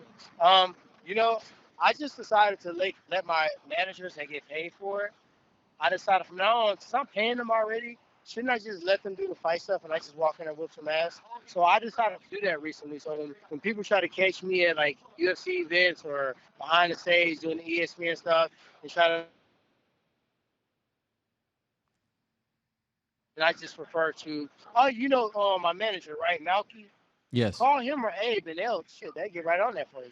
So that's kind of where I'm at right now, because at the end of the day, y'all really don't want me to say who I want to fight and what's next for me. Because when I say that, no matter if I say Canelo or everybody, whatever, then Masvidal say Canelo, like, yeah, let's do that fight. And it's like, I recognize that my deck of cards is just fight whoever y'all want me to fight and beat the ass. If I do that, then I'm good. Okay, So, but let me ask you, what is your perfect scenario? Who do you want to fight and when? I mean, my perfect scenario, to be honest, I want to fight the best the UFC has to offer right now. I want to fight, obviously, Colby. I want to fight Usman. I want to fight Israel Adesanya after I wipe out the division. And if I can get past that test, I want to fight Khabib. I ain't going to be able to make 55, so Khabib will have to make a little jump up or something. Making 170 is not the sexiest thing. Right. Well, you would go up to 185 for Israel? I would. He big. Yeah. He a beast, though. I like Israel. I legit took a picture with him. I hardly ever take a picture with anybody. Because he a star, man. Like, you can't really hate on it. Like, his presentation, the way he fights, the way he carries himself, he's just enough. He never goes too much. It all seems organic. It seems like something he can keep up for a long time. The walkout was my favorite walkout I've ever fought in my life. So, he a beast, though. That kind of gets... It's like when I fought Carlos Condit. Like, I was such a huge fan of Carlos Condit. Like, man, I watched him so many years. I was so pumped to get ready to fight him because I knew the danger that he brought, and I feel the same way about Israel. Right. So. And he slapped my butt in the club one time. Oh, really? Just like friendly. He slapped me. Hey, what's up, bro? He slapped me on the butt, and it was like I wanted to be mad, but I know he was bullshit. And it was like, damn. He still slapped me on the butt in the club. Everybody saw it. And it was a friendly. It wasn't like he was trying to start something, right? No, it was a friendly, like, good game. Yeah, You know what's funny? This is going to be a head. Out of time, you slap Tyron Woodley on the butt in the club. Let's see which direction everybody taking. I guarantee you. Tyron, I couldn't help but think of you at the press conference a couple of weeks ago when Kamaru was getting showered with praise because of everything that Colby is doing. And I was like, man, this should have been Tyron versus Colby first, right? Did you watch that and see all the love he was getting and think like, man, I never got showered with the praise. Yeah. Yeah, I got booed in Madison Square Garden. If I was fighting Colby, I would got the most obnoxious cheer ever. But what you think about is Colby is a bitch, man. He turned down a fight with me 3 times. It's like Usman should have never fought me first. You got to recognize Usman was not even the next person to fight me, nor was Darren Till. I was supposed to fight him before Till on the September 8th day. Why Usman took his damn shirt off, I don't understand that. One thing about the division is getting a little weird. That shit didn't make no sense. Why you take your shirt off? And Kobe, why you still wearing that hat and look ridiculous? So that's another reason why I need to get my shit together, because they're making us look bad. Do you have interest in Leon? Like, do you feel like that fight makes any sense to you or no? I feel like the way you just said it kind of just, like, I mean, do you even want to think about fighting Leon? I mean, or is it just like, all right. That's how you said it. And you know, the fucked up part is that my son's like, who is that? And my kids know everybody. They play the video game. So when you got to explain to somebody who the person is and how good they really are, I have to pump up the fact to the people and to the peers on how dope Leon is. Because he is dope. He got super crazy, strategic, striking, super sharp, great cardio. He has a good IQ, switching shit around in RDA in the middle of the fight. So he's dope as fuck as a fighter, but I'm going to have to sell the fact on how dope he is. Meanwhile, I'm going to have to continue to promote myself. I ain't getting paid to promote him. So if it makes sense and the UFC makes it make sense with the dollar amount, and my coaches and my team thinks that's the best move, then I'm going to default to them because they know me and they know what my end goal is. My goal is to be the greatest of all time. So I gotta go and get back my retaliation on the people that defeated me that I still can. I gotta go beat Kobe bitch ass up because he clearly has ran for me 3 times after making his Instagram page 90% mean. Extremely unmanly. And then after all of that, I still got to go out and say, okay, I went up a division and I beat up on Fat Slum, or I beat Israel Adesanya. And then I did a super fight against Khabib, who was still undefeated at the time, and nobody had the answer to the puzzle. So that's what I got to try to do. And if I do all that shit, how you gonna say I'm not the best? How you not say I'm not the greatest? You got to. When would you like to fight? Let's start there. Soon. I'm itching. I'm actually itching to get in this training session. Okay. Wiz here laughing at me. Wiz Khalifa? And we about to train. What, you name dropping Wiz Khalifa? No, we about to train. What the hell you think? Mark waiting on me because I was supposed to do this interview earlier, but because Ariel Helwani is a professional and the best in the world, I made sure I was going to make it happen. Okay. Me, him, Chevy, and Sean Merriman. Okay, I don't want to take up too much. Can I just ask you 2 last things? How was Thailand? Yeah. And have you gone to Montreal yet? I'm wearing it right now. Look at that. Look at that. Boom. How was it? I'm rocking it right now. I love Thailand. I'm going back to Thailand. Sorry. Going back to Thailand in a couple of weeks. I'm going to start doing pre-camp out there. So I'm going to start, especially in the winter months, I got a tough time making weight just because it's so cold, especially in Milwaukee, negative 50 degrees. So I got on the same outfit pretty much, just the reverse colors. But anyway, long story short, I'm going to start going out there because, one, the massages are cheap, the food is great. It's a lot of humidity. So in the wintertime, when I had the most problems making the weight, all those Madison Square Garden cars barely made it. The fight in December, all those months, I'm going to preload the camp. I'm going to get my weight down low in the beginning. So I go into camp close to where I want to weigh. I go in there in shape. I've been out there kicking bamboo trees. I'm here for a couple of days. All right, hit me up. All right, yeah. Then I'm set. So I go into there with that mindset. That Muay Thai is like you got to be willing to be an asshole. You got to be willing to elbow somebody like I did against Steele over and over again and feel the nerve go through your elbow bone and your funny bone start tingling. And the person obviously almost going out. You got to be wired weird. And I wasn't there until I started training with Duke. He says it's called going black, turning your heart black. I had only landed 2 elbows in my entire career, 2 total. I elbowed Tarek Safin 1 time, and I elbowed Paul Daly 1 time. I had 2 total elbows landed in my career before Teal. But I was able to switch that mode over. So when you do Muay Thai training, me and somebody in the face, kicking them in the head, elbowing them, trying to cut them open or knock them out, it wires you another way. So if I go into camp with 2 weeks of that first and then jump into camp, I think I'm going to be ready to run through a wall. Are you still going to Montreal? You know what? I don't know if I'm going to Montreal for this one because if I said this one like I had a fight line. Yeah. I was like, wait a second. Rewind that one. I got excited. Rewind that.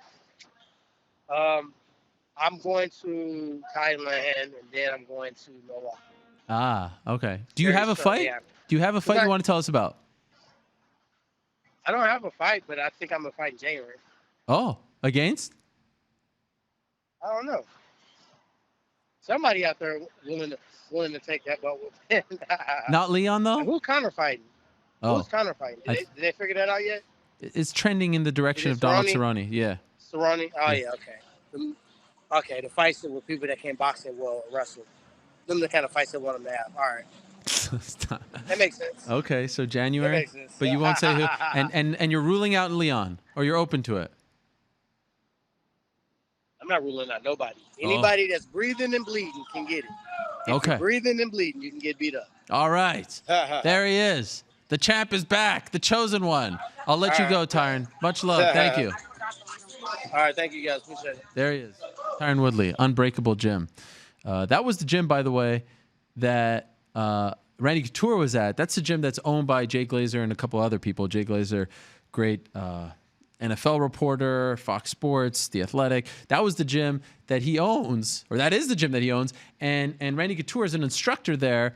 And if you recall, just a couple of weeks ago, Randy Couture was working out at that gym and started feeling ill and was suffering a heart attack unbeknownst to him, and walked himself to the hospital and then had the surgery and all that stuff, and then walked home.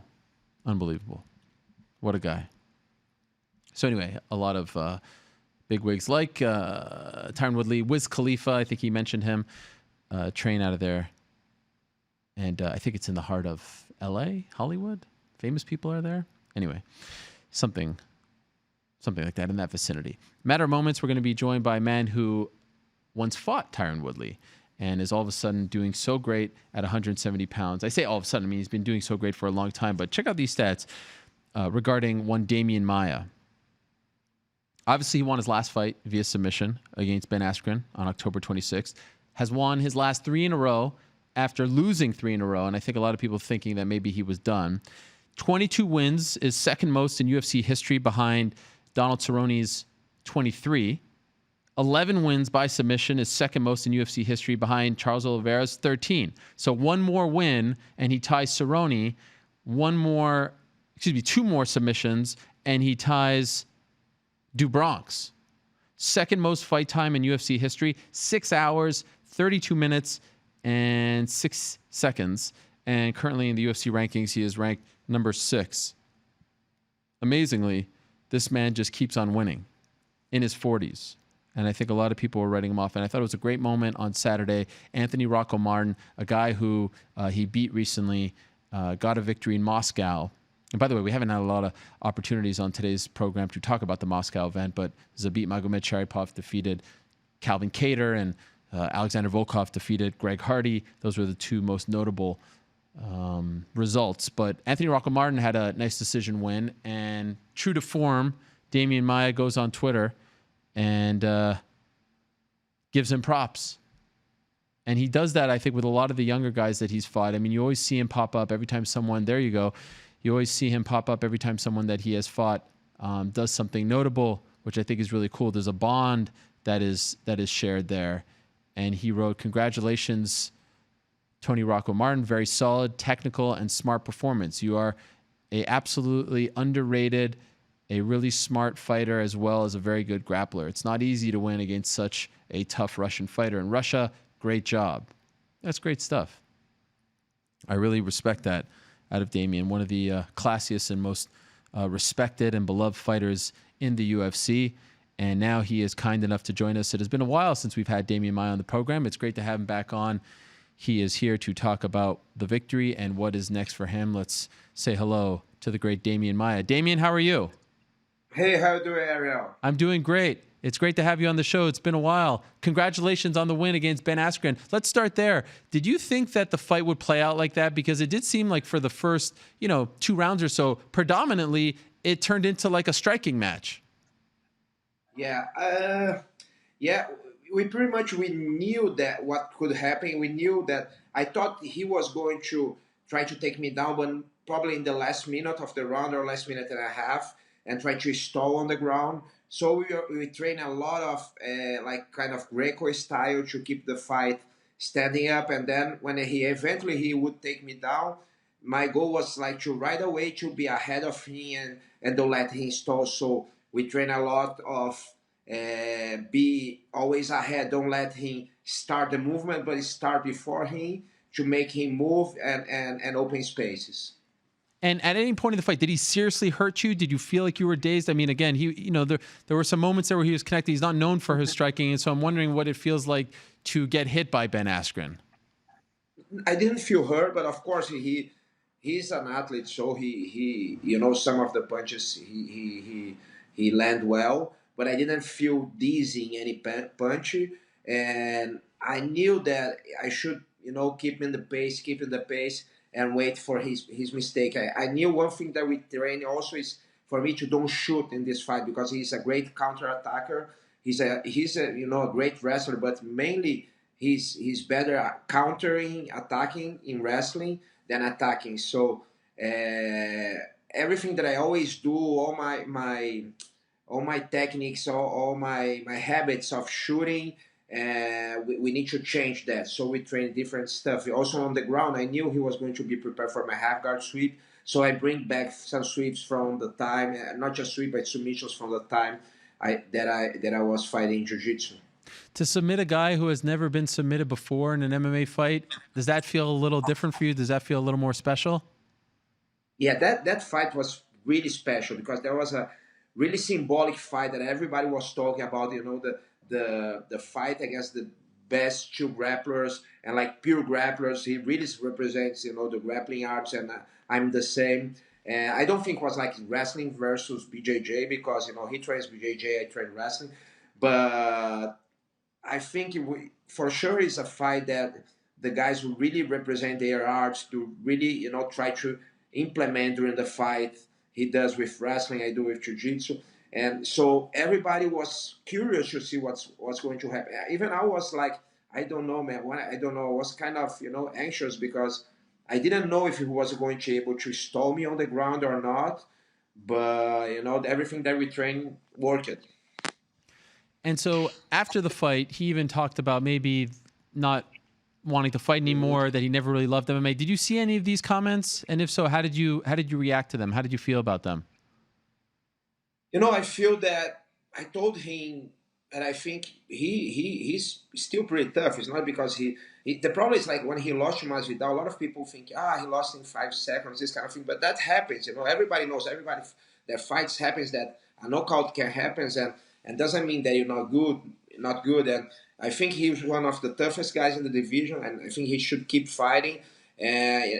His game is very hard for everyone in the division, especially to the guys who doesn't know really well grappling, because he's gonna take you down for sure. And the way he strikes is like it's not people don't understand well, but how he hide his head and how he close the distance is something that is awkward, to figure out. It's not easy. People just think, this guy strikes.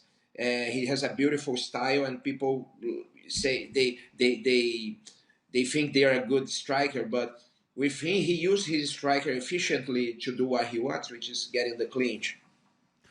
You're 41. You just turned 41. By the way, happy birthday. 42. 42. Excuse me, 42. Just turned 42. Yeah. So happy birthday. Week, yeah.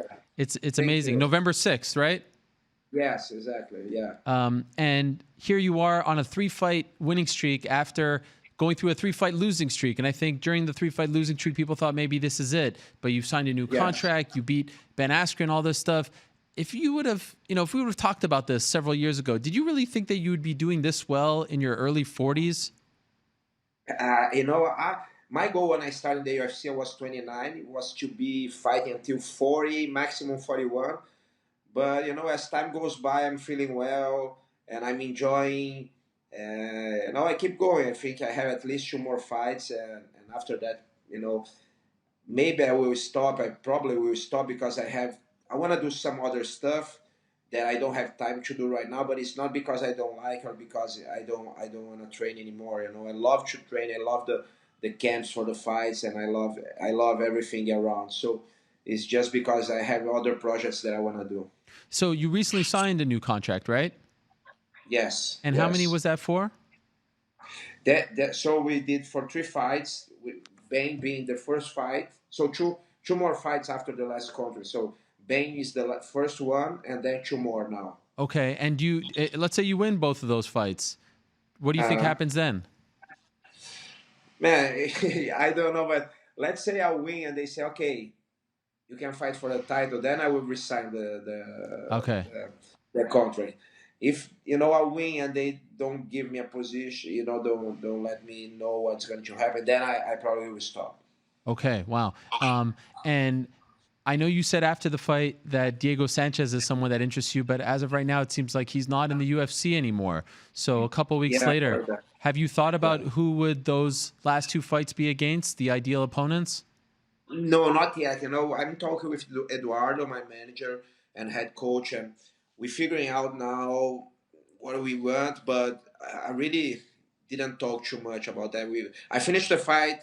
I came back to São Paulo 1 week, no training. Then I started to train again. Then I came to US. I'm in US now for a couple of seminars, and we didn't really think about too much. I was just back on training like 5 days ago.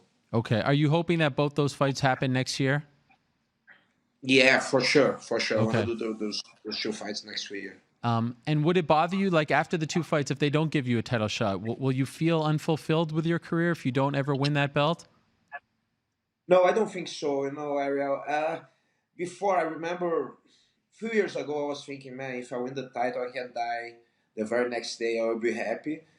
But right now, my mindset changed a lot. After my family, my kids, after I had that infection in my shoulder, and I think it's some kind of cliche thing to talk about, but I think I have a mission in my life, and I say that that is spread Brazilian Jiu-Jitsu and go and talk about giving seminars and try to get people to training, and that's a bigger mission than just win. So I'm very fulfilled because a lot of people they consider me the best BJJ fighter in the MMA world, and that's something very important for me. So important as a belt, and also to have so many followers and to end my career if I end next year being the guy who represents Brazilian Jiu-Jitsu there, and hopefully get most wins in the UFC if I can pass Cerrone and these kind of things. I know you're very humble, but do you consider yourself the best BJJ practitioner in MMA history? I think I do. Of course I'm not gonna say I'm the best, but I'm the one that represents most for sure. All my game, all my boxing training, all my wrestling training is just to be able to put my jiu-jitsu the game. So I'm not a guy who train boxing because I'm looking for a knockout. And I'm a guy who is looking for doing jiu-jitsu all the time. So everything that I do when I'm training is thinking about the jiu-jitsu, and I don't think other fights are like that. The other fights they are more like, okay, if I need to strike, I will strike. If I need to go to the ground, I will go to the ground. I'm good on that too. But for me, it's all about close distance, get the clinch, and use my jiu-jitsu. So I think I represent most than anyone. Will you want, like those two fights? You have two fights left, right, on this contract. Do you want to get two submissions to tie Oliveira? And obviously the two victories that would surpass Cerrone if he doesn't win. Like, are these things that you actually think about? Yeah, for sure. That's something very cool. Before the fight, I never think about that because I don't want to, get that in my head. But after the fight, it's always nice. It's always nice to have a record like that. And also, Oliveira is fighting this weekend, so I don't know what's gonna happen. And it's a nice record for sure. It's something that I always think about. One of your very impressive victories as of late was the win over Jorge Masvidal. Are you shocked to see what he has become, in the last year or so, how popular he's become, how good he has become after doing this for so long? What do you make of this? I think, man, he's a guy who been evolving, all these years. He's a guy who is getting better and better and better, more dangerous. So I'm not surprised. I think, I'm the same. I'm getting better also with the time, and I think sometimes people they look to a fighter and they say, oh, this guy doesn't know to punch or doesn't know to fight jiu-jitsu, but they look the fights of the guys like 6 years before, and in 6 years, 3 years, 4 years, you can become a totally different fighter, and that's what is happening to him. And of course he's good in marketing, he's good in talking, and the fight with Nate helped a lot because Nate is the same. But I'm not surprised. I thought he's pretty tough. He's a great fighter, and he said if he win the gold, he want to give him the chance to fight against him. So I'm really cheering for him to get the title shot now, fight the winner of Usman and Colby, and I will cheer for him for sure. I want him to win. Yeah. Did you feel like that came out of left field? Like, were you surprised to hear him say that? No, we. I was a little bit, but not too much. I think would be nice, and I was a little bit surprised, but not too much. And yeah, that's it. And just curious, Colby, Usman, you fought both of them as well. Who do you think wins that title fight next month? That's a very good question. Who you think? Are you asking me? Yeah. No, I just want to know. No, let me tell you something, Demian. There's one thing that I've learned in my career. It's that MMA fighters are the toughest, bravest people in the world, but they're also very sensitive. And when you pick against one of them, they get very mad at you. So Exactly. I've Because people are very egocentric, right? Yes. When people say, I think, like Ben asked when we win, not them, I said, man, it's just the guy is a journalist. He should pick somebody. There is no hard feelings about that. Yeah. But some people, they have the ego too big. But I think it's a very even fight for sure. I think Usman is the favorite.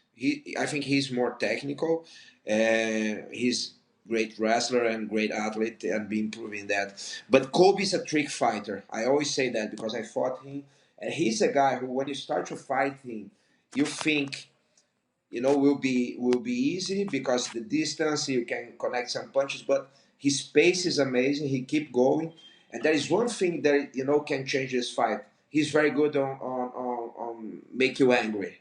And I think he as you can see, he's doing that with Usman. Usman is getting out of his mind. So I think for Usman, it's very important to keep calm and don't try to go there and beat, like hurt Kobe, but try to go there and win the fight. Because if you get in the fight mode and not in the competition mode, I think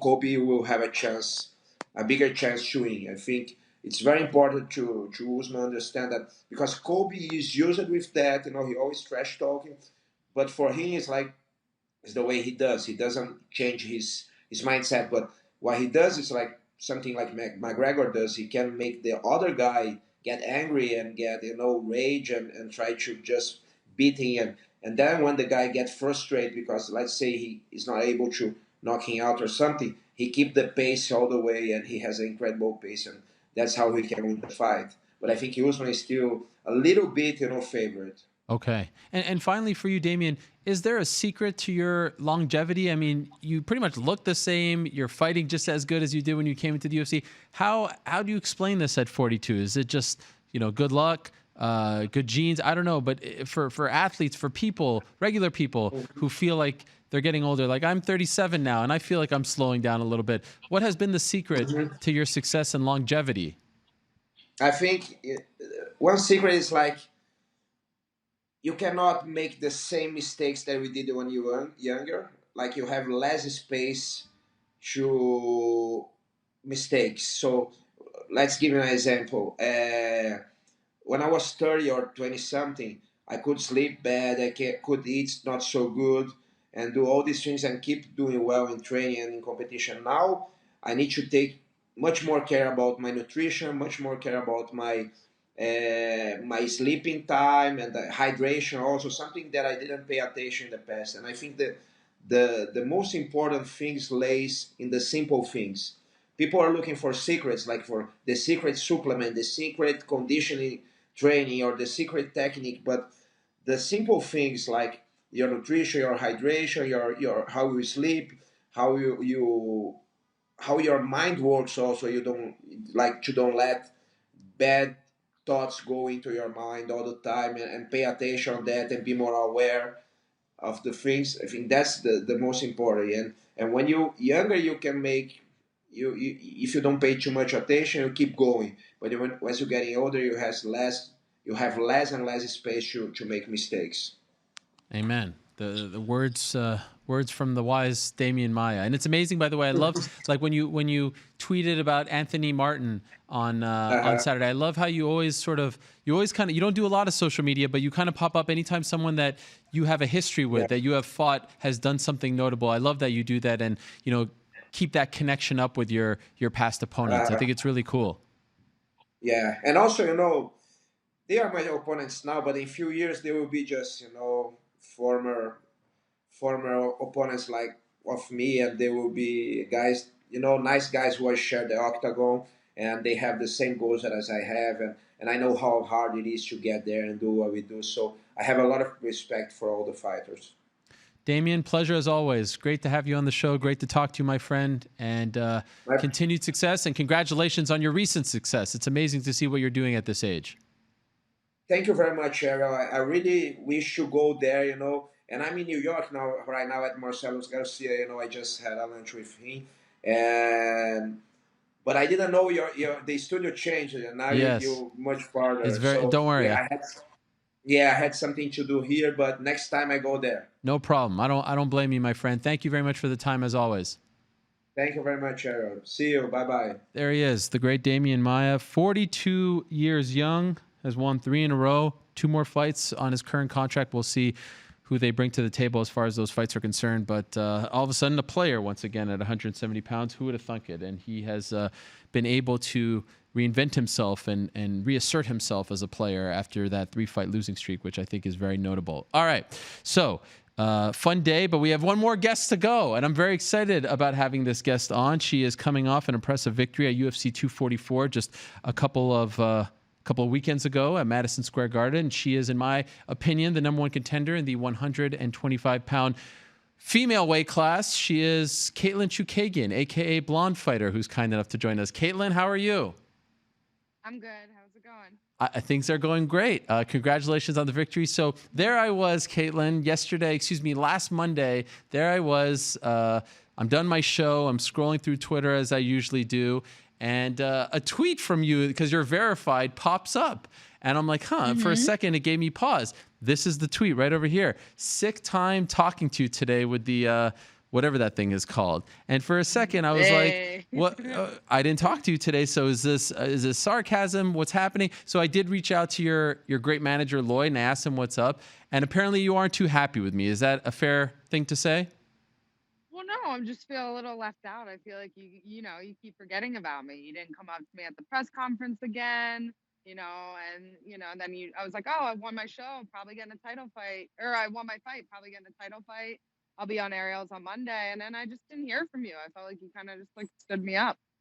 So you were annoyed. Yes. And I appreciate that. I actually appreciate the fact that you put it out there and didn't keep it in. It was a little passive, if we're being honest, but I actually respected it. And that moment, I was like, you know what? We're going to have a big show next week. I didn't know that The Rock and Nick Diaz would be on, but I was like, you know what? I'm going to repay Katlyn and try to repair this relationship by putting her on this show. Now, how do you feel about me? I feel a little better. A little bit. Yourself. But yeah.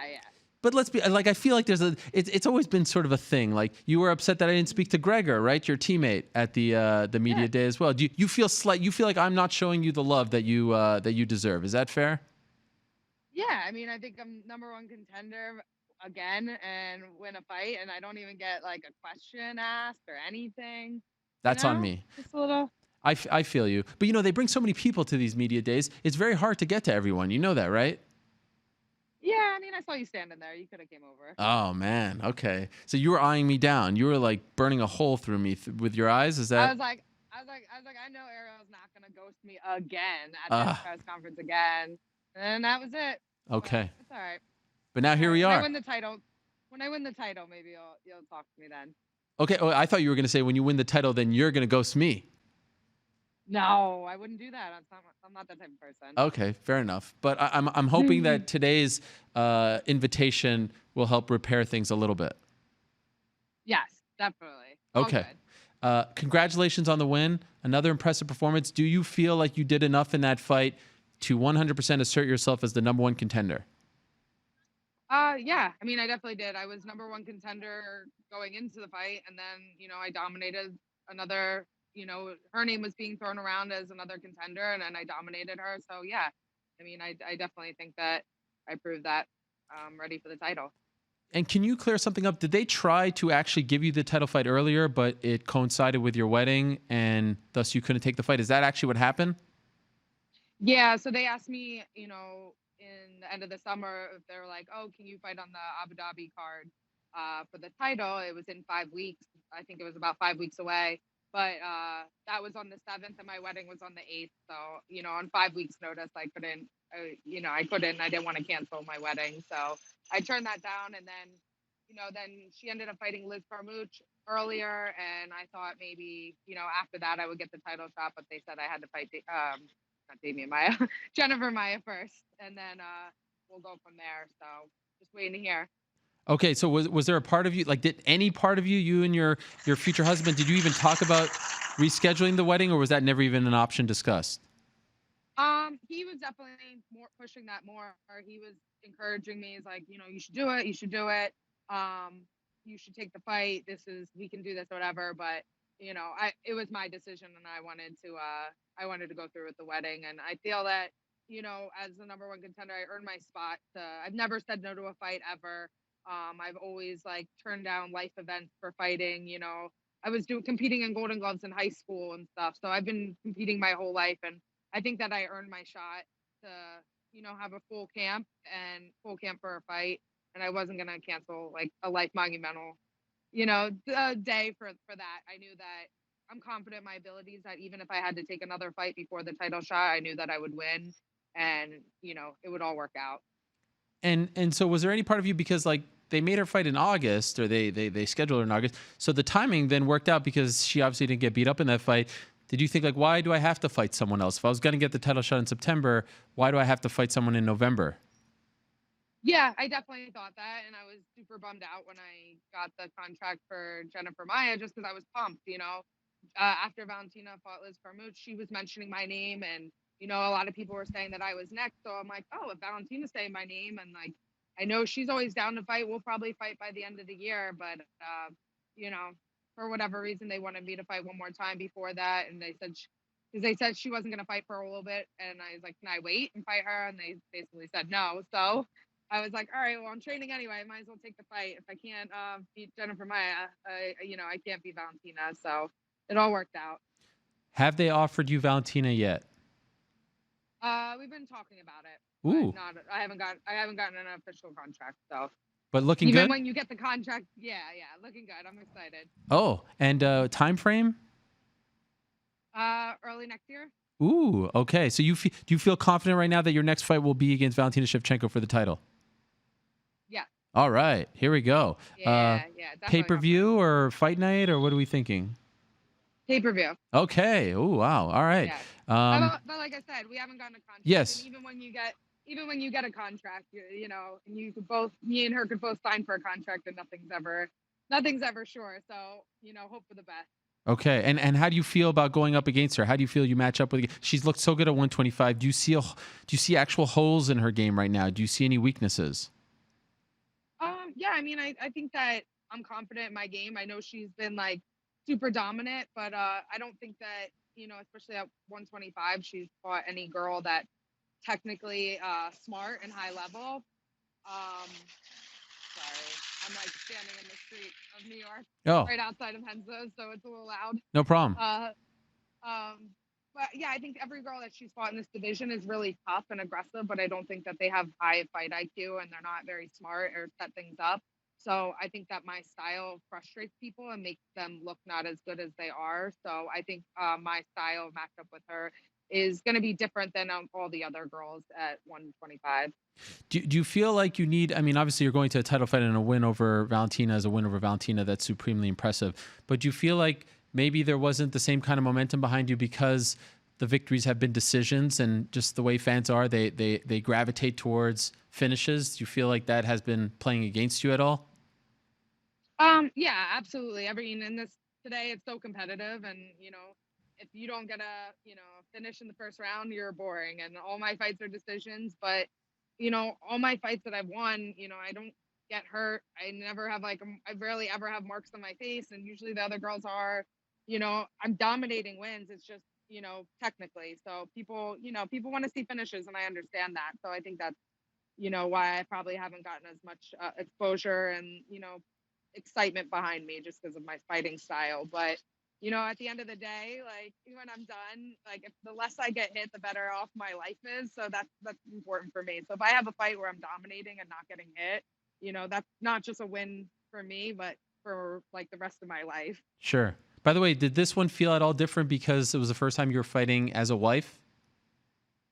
No, not really. Not Okay. really at all. All right. Yeah, no, same thing. Yeah. And a lot of people ask me after we haven't heard from him. I know he's your teammate. How is Gregor doing after the knockout? It was a little bit scary. Yeah, no, he's doing really well. He came over last night. We do like Sunday dinner at our house and stuff. We're really close. So yeah, no, he's doing really well. Okay. Any sign of Mark Henry after the devastating Buffalo Bills loss yesterday? Have you seen how Mark reacts to the Bills games? Have you actually witnessed this? Yeah, well, he's crazy all the time. So whether the Bills are playing or it's just a normal day, he's always hyped up. So yeah, he's crazy. I haven't seen him since he got back from Russia. He's had a busy 2 weeks. Yeah, his son, who I'm friendly with, Pino, told me that he turns off all of his notifications when he has to travel on a Sunday, deletes all the sports apps, and watches the game, even though it's long over, watches the game beginning to end. And a game like yesterday that ends in heartbreaking fashion, he will put himself through the entire thing and text updates to his son, and he knows the result already, knowing that he's about to be heartbroken. And then his wife is filming him from the kitchen, and the reactions are just absolutely crazy. It's just an amazing sight. It's an amazing thing. He's such a great guy. Yeah, he's a character. I love his wife sends Snapchats of, you know, hidden Snapchats of Mark going crazy in the house. So that's pure entertainment. Yes. All right. So I feel, and by the way, when I was curious about this, when Joe Rogan set you in the post-fight interview, that was a classic Katlyn Chookagian fight. Did you take that as a compliment? I mean, I think some people might not, but for me it was. I'm like, yeah, I'm not even injured. She didn't touch my face and no injuries on my face and a dominant win. So to me, I'm like, you know, would it be better if I was all busted up and it was more entertainment? Like for me, I'm like, I didn't get injured. You know, I'm at the gym sparring today, and you know, I just fought a week ago, and even last week I was sparring and training. So you know, to me, that's what's most important. I got to win and I'm not injured. Like the whole point of fighting is to hit and not get hit. So that's what I'm doing. Any reservations to about me, it's a compliment. And what about taking the fight against someone who missed weight? Did you have any reservations? No, I hope that every single one of my opponent misses weight. Yeah. So I get that extra money. That's right. I mean, she was 1.2 over. Yeah. You know? I knew she came in super heavy. I knew she was earlier in the week. I knew that she was really, really heavy. So I was just hoping that she would be. I was hoping she would be over, but not enough to like get injured or like pass out cutting weight or something like that. So 1.2 over. I wish every opponent was 1.2 over. Yes. And last thing, I mean, do you feel like you have allowed yourself? You're one win away from being a UFC champion, and life changes when you become UFC champion. We were just talking to Rose about that. Have you allowed yourself to dream of what it could be like to have that belt, to be considered one of the great fighters in the sport today, or do you not do that sort of thing? Are you not that kind of person? I feel like I just kind of like take it as it is, no matter you know, I've always like competed at a high level. Like you know, when I was in high school, I won the Golden Gloves for the adult division when I was like 16, you know, like, so it's kind of just like whatever level I'm at, I'm just kind of like, without sounding like cocky, I'm just kind of like, that's where I'm supposed to be, you know, like I'm excited, but I'm like not super surprised because I knew going into the UFC that I was going to fight for the title and win the title. I didn't go into the UFC like, wow, I made my goal becoming a UFC fighter. Like my goal is to be like a UFC champion. So I'm not, you know, I'm excited, but I'm not super surprised. And I know that this is where I always knew I was going to be here. So, you know, I'm excited. And yeah, I just kind of like expect this to happen because that's what I always thought. Are we good now? Are we cool?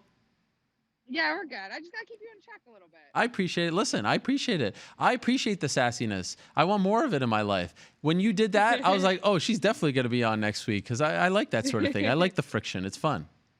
Yeah, no, it's good. I'll just keep you in check and then we're always good. All right. As long as you're honest about it, no problems here on this end of the table. I appreciate it very much, Katlyn. Congrats on the wedding. Congrats on the victory. Sorry for slighting you. I'll never do it again. And I hope you get that title shot. Thank you. All right. Appreciate it. There she is, Katlyn Chookagian, joining us, the number one contender. I don't think there's any debate anymore. She is the number one contender at 125. And she mentioned early, I reported, there's talks of a pay-per-view in February, potentially in Houston, Texas, maybe Dallas. I heard Houston was the front runner. We'll see if it all pans out. I've heard February 8th, so they haven't announced anything. But they did just announce, by the way, a show in Raleigh, North Carolina on the 25th. No word yet on the 18th. They're not announcing that yet until we get an update on the Conor McGregor situation. You heard Adi Attar last week on the program, Conor's manager, talk about the talks ongoing, progressing, right direction, goal line, if that means anything to you, American sports fans, but not quite there just yet. So we'll see what happens. Like I said, we had the UFC in Moscow. It was a very busy weekend in mixed martial arts because we had the UFC in Moscow. There was Bellator on Friday as well, Cage Warriors. You had KSI versus Logan Paul. I mean, you had all kinds of craziness going on. And it's another busy one coming up this weekend, Bellator in Tel Aviv, which is always a lot of fun. LFA returning, good for them after the layoff. Now they're with UFC Fight Pass, one championship with an event, CFFC with an event, and of course the UFC back this weekend, as they often are, this time in São Paulo, Brazil, and it's an interesting main event. It's Jan Blachowicz going up against Ronaldo Jacare Souza, making his 205 UFC debut. So Souza is going to try to do what both Luke Rockhold and Chris Weidman were unsuccessful in doing recently, and that's move up to 205 and win a fight there. Interesting co-main. It is Shogun Rua against Paul Craig. It was supposed to be Sam Alvey, but it's now Paul Craig, which, by the way, I actually like that fight better, the new fight, Paul Craig versus Shogun Rua. Charles Oliveira trying to extend his UFC record submissions. It is now at 13, which is where he is currently ranked, going up against Jared Gordon. Big fight for Jared Gordon. Good opportunity for him. And there's a bunch more fights. It all starts at 5 p.m. Eastern on ESPN Plus. Bobby Green, James Krause, Sergio Moraes, Worley Alves, Randy Brown, Ariane Lipski. Those names. And then the main card is 8 p.m. Eastern on ESPN Plus. Do we have an update on the poll there? I know we kind of got it a little bit late in the show, but I'm curious what the people are saying. Yes, so I made a slight adjustment. The fourth option was John Jones. Oh, that's a good one. So right now, Daniel Cormier leads with 34% of the vote. Oh. John Jones slightly behind with 28%, Ngannou 24%, and Tyson Fury bringing off the back 14%. Wow, Fury last? Yes, just about 13,000 votes. It sounds to me like the fans just don't want anything to do with this MMA boxing thing anymore. That's what it sounds like. And so I think that is very notable. Like, I didn't think maybe he'd be above DC, but certainly not last. That is very interesting DC there. has responded already. Oh, what did he say? He said, decisively congrats, champ. You're awesome. Run it back. He's trying to kill him with kindness. That's an interesting strategy on DC's part. He's trying to kill him with kindness. I like that. I wanted to say just a couple more things before we say goodbye. Number one, quick postscript. I didn't get a lot of time to talk about the Nick Diaz interview, but if I have a couple of seconds here because I wanted to get to Stipe, I saw him waiting. Obviously, last time I talked to him was November of 2014. Obviously, I've reached out to him in the past, had a couple things here and there as far as text message conversations, but never an interview, and he hasn't done a lot, and he's been through a lot. And so I knew he was in New York last week, and I'll give a shout out to AJ Agazarm, who is a good friend of his and trains with him. Also, his manager, Kevin Mubanga. AJ reached out to me on Monday and said that there might be a possibility to talk to Nick, but he was a little hesitant. Tuesday came along, seemed like it was 50-50. And then Wednesday, as I'm actually leaving the ESPN studios in New York City, the South Street Seaport studios, about to get in my car and go back home, I get a text that maybe we could do it on Thursday. The problem was Thursday wasn't an option. So we tried to make it happen Wednesday, and I actually stayed there. The deal was, they said they'll do it around 11:30 p.m. It was 3:30 p.m. So I stayed there for 8 hours. And, with Nick Diaz, as I've learned in the past, sometimes it's hard to get him to actually sit down. He doesn't love doing interviews. He has a little bit of anxiety, or maybe a lot. And so 11:30 comes and he's not there. Showed up at around 12, which was, fine. I wasn't expecting him to be there at 11:30 on the dot. And we talked a little bit before, and then he sat down, and the interview went longer. Truth be told, it was around almost 1:45 or so, as far as an hour and 45 minutes. And we felt like that was the most pertinent stuff. And look, I know there's a lot of new people who are watching this show, a lot of new fans, and who may be saying to themselves, like, that's an interesting way of delivering an interview. What I would suggest is go back and look at some of the other Nick interviews from the past. He has always had that style, and he said it himself. Oh, I'm a little bit all over the place. I go on tangents. I will concede that it sounds different, and this is a byproduct of fighting for all those years, perhaps. But I will also say, remember, go back, and that's just who he is.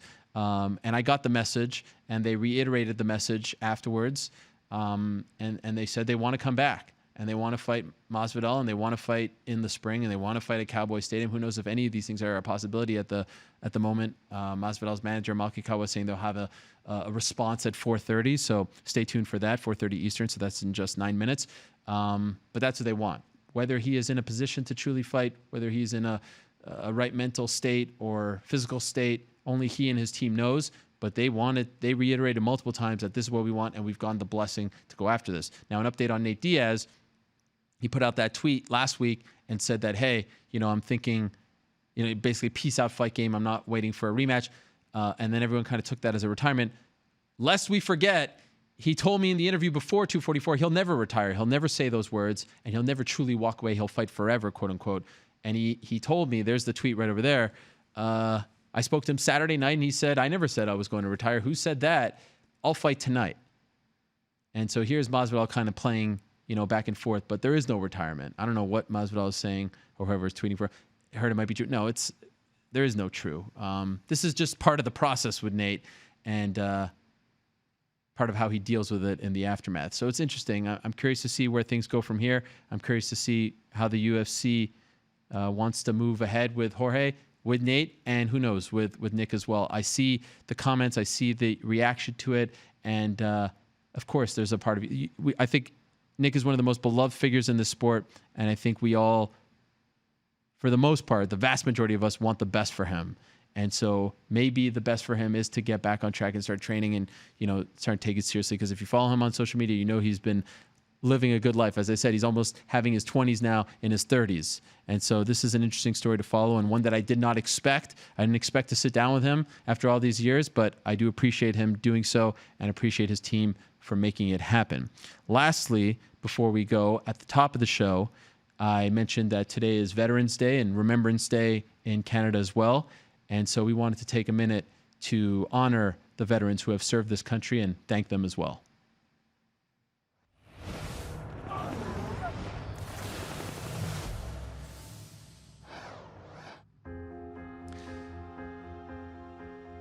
The names that you are seeing on your screen right now, and hopefully you are watching this, are all the veterans currently working at ESPN. This is an incredible list of people, heroes in my opinion, and I just want to thank them. I don't know a lot of these people, obviously, but it's just amazing, and I appreciate the team for putting this together. As you see, Army, Navy, Coast Guard, Air Force, thank you very much to these men and women for serving this great country, for sacrificing. And I also want to note that two members of this show, two very important members of this show, Brian Metzger and Sierra Davenport, are also veterans as well. Brian Metzger is often our director. He does a phenomenal job. Not here today, but I want to thank him, and I want to thank Sierra as well for their service and for protecting this country. As we know, freedom is not free. These men and women are the true heroes. So thank you very much to them, and I'm honored to call them colleagues. Thanks to them and all the veterans from the United States and Canada as well. All right. We are out of time. It has been a memorable day. What a day it has been. Wow. I am emotionally exhausted at this point. But when I did this show 11 years ago, these are the kinds of shows that I dreamed of. And this is what I always wanted the show to be. And I'm happy and proud that it has become what it has become. Now, if you know me, it's 4:25. At 4:26, I'll start being anxious about next week's show. That is the prison that I live in. That is my personal hell, if you will. But I guess that's what makes me me. So, thank you very much to all our guests. I appreciate all of them. Thank you very much to Dwayne "The Rock" Johnson for joining us today. Crazy to say that. Can't thank him enough. His agent, Brad Slater, telling me that this was the first live interview that he has done in maybe a decade. Never did a podcast or anything of that nature. So what an absolute honor that was. And thank you very much to his team for making that happen as well. We can't thank them enough. Thank you very much to Francis Ngannou. Thank you very much to Rose Namajunas. So great to hear from her. Thank you very much to Nick Diaz. Thank you very much to Stipe Miocic. Thank you very much to Tyron Woodley. Thank you, as always, to Demian, Maia. And, of course, thank you to Katlyn Chookagian as well. If you missed anything, check it out on our YouTube page, Apple Podcasts, Google Play, all those places and more. Back next week, same time and place. Until then, I say peace. I'm out of here.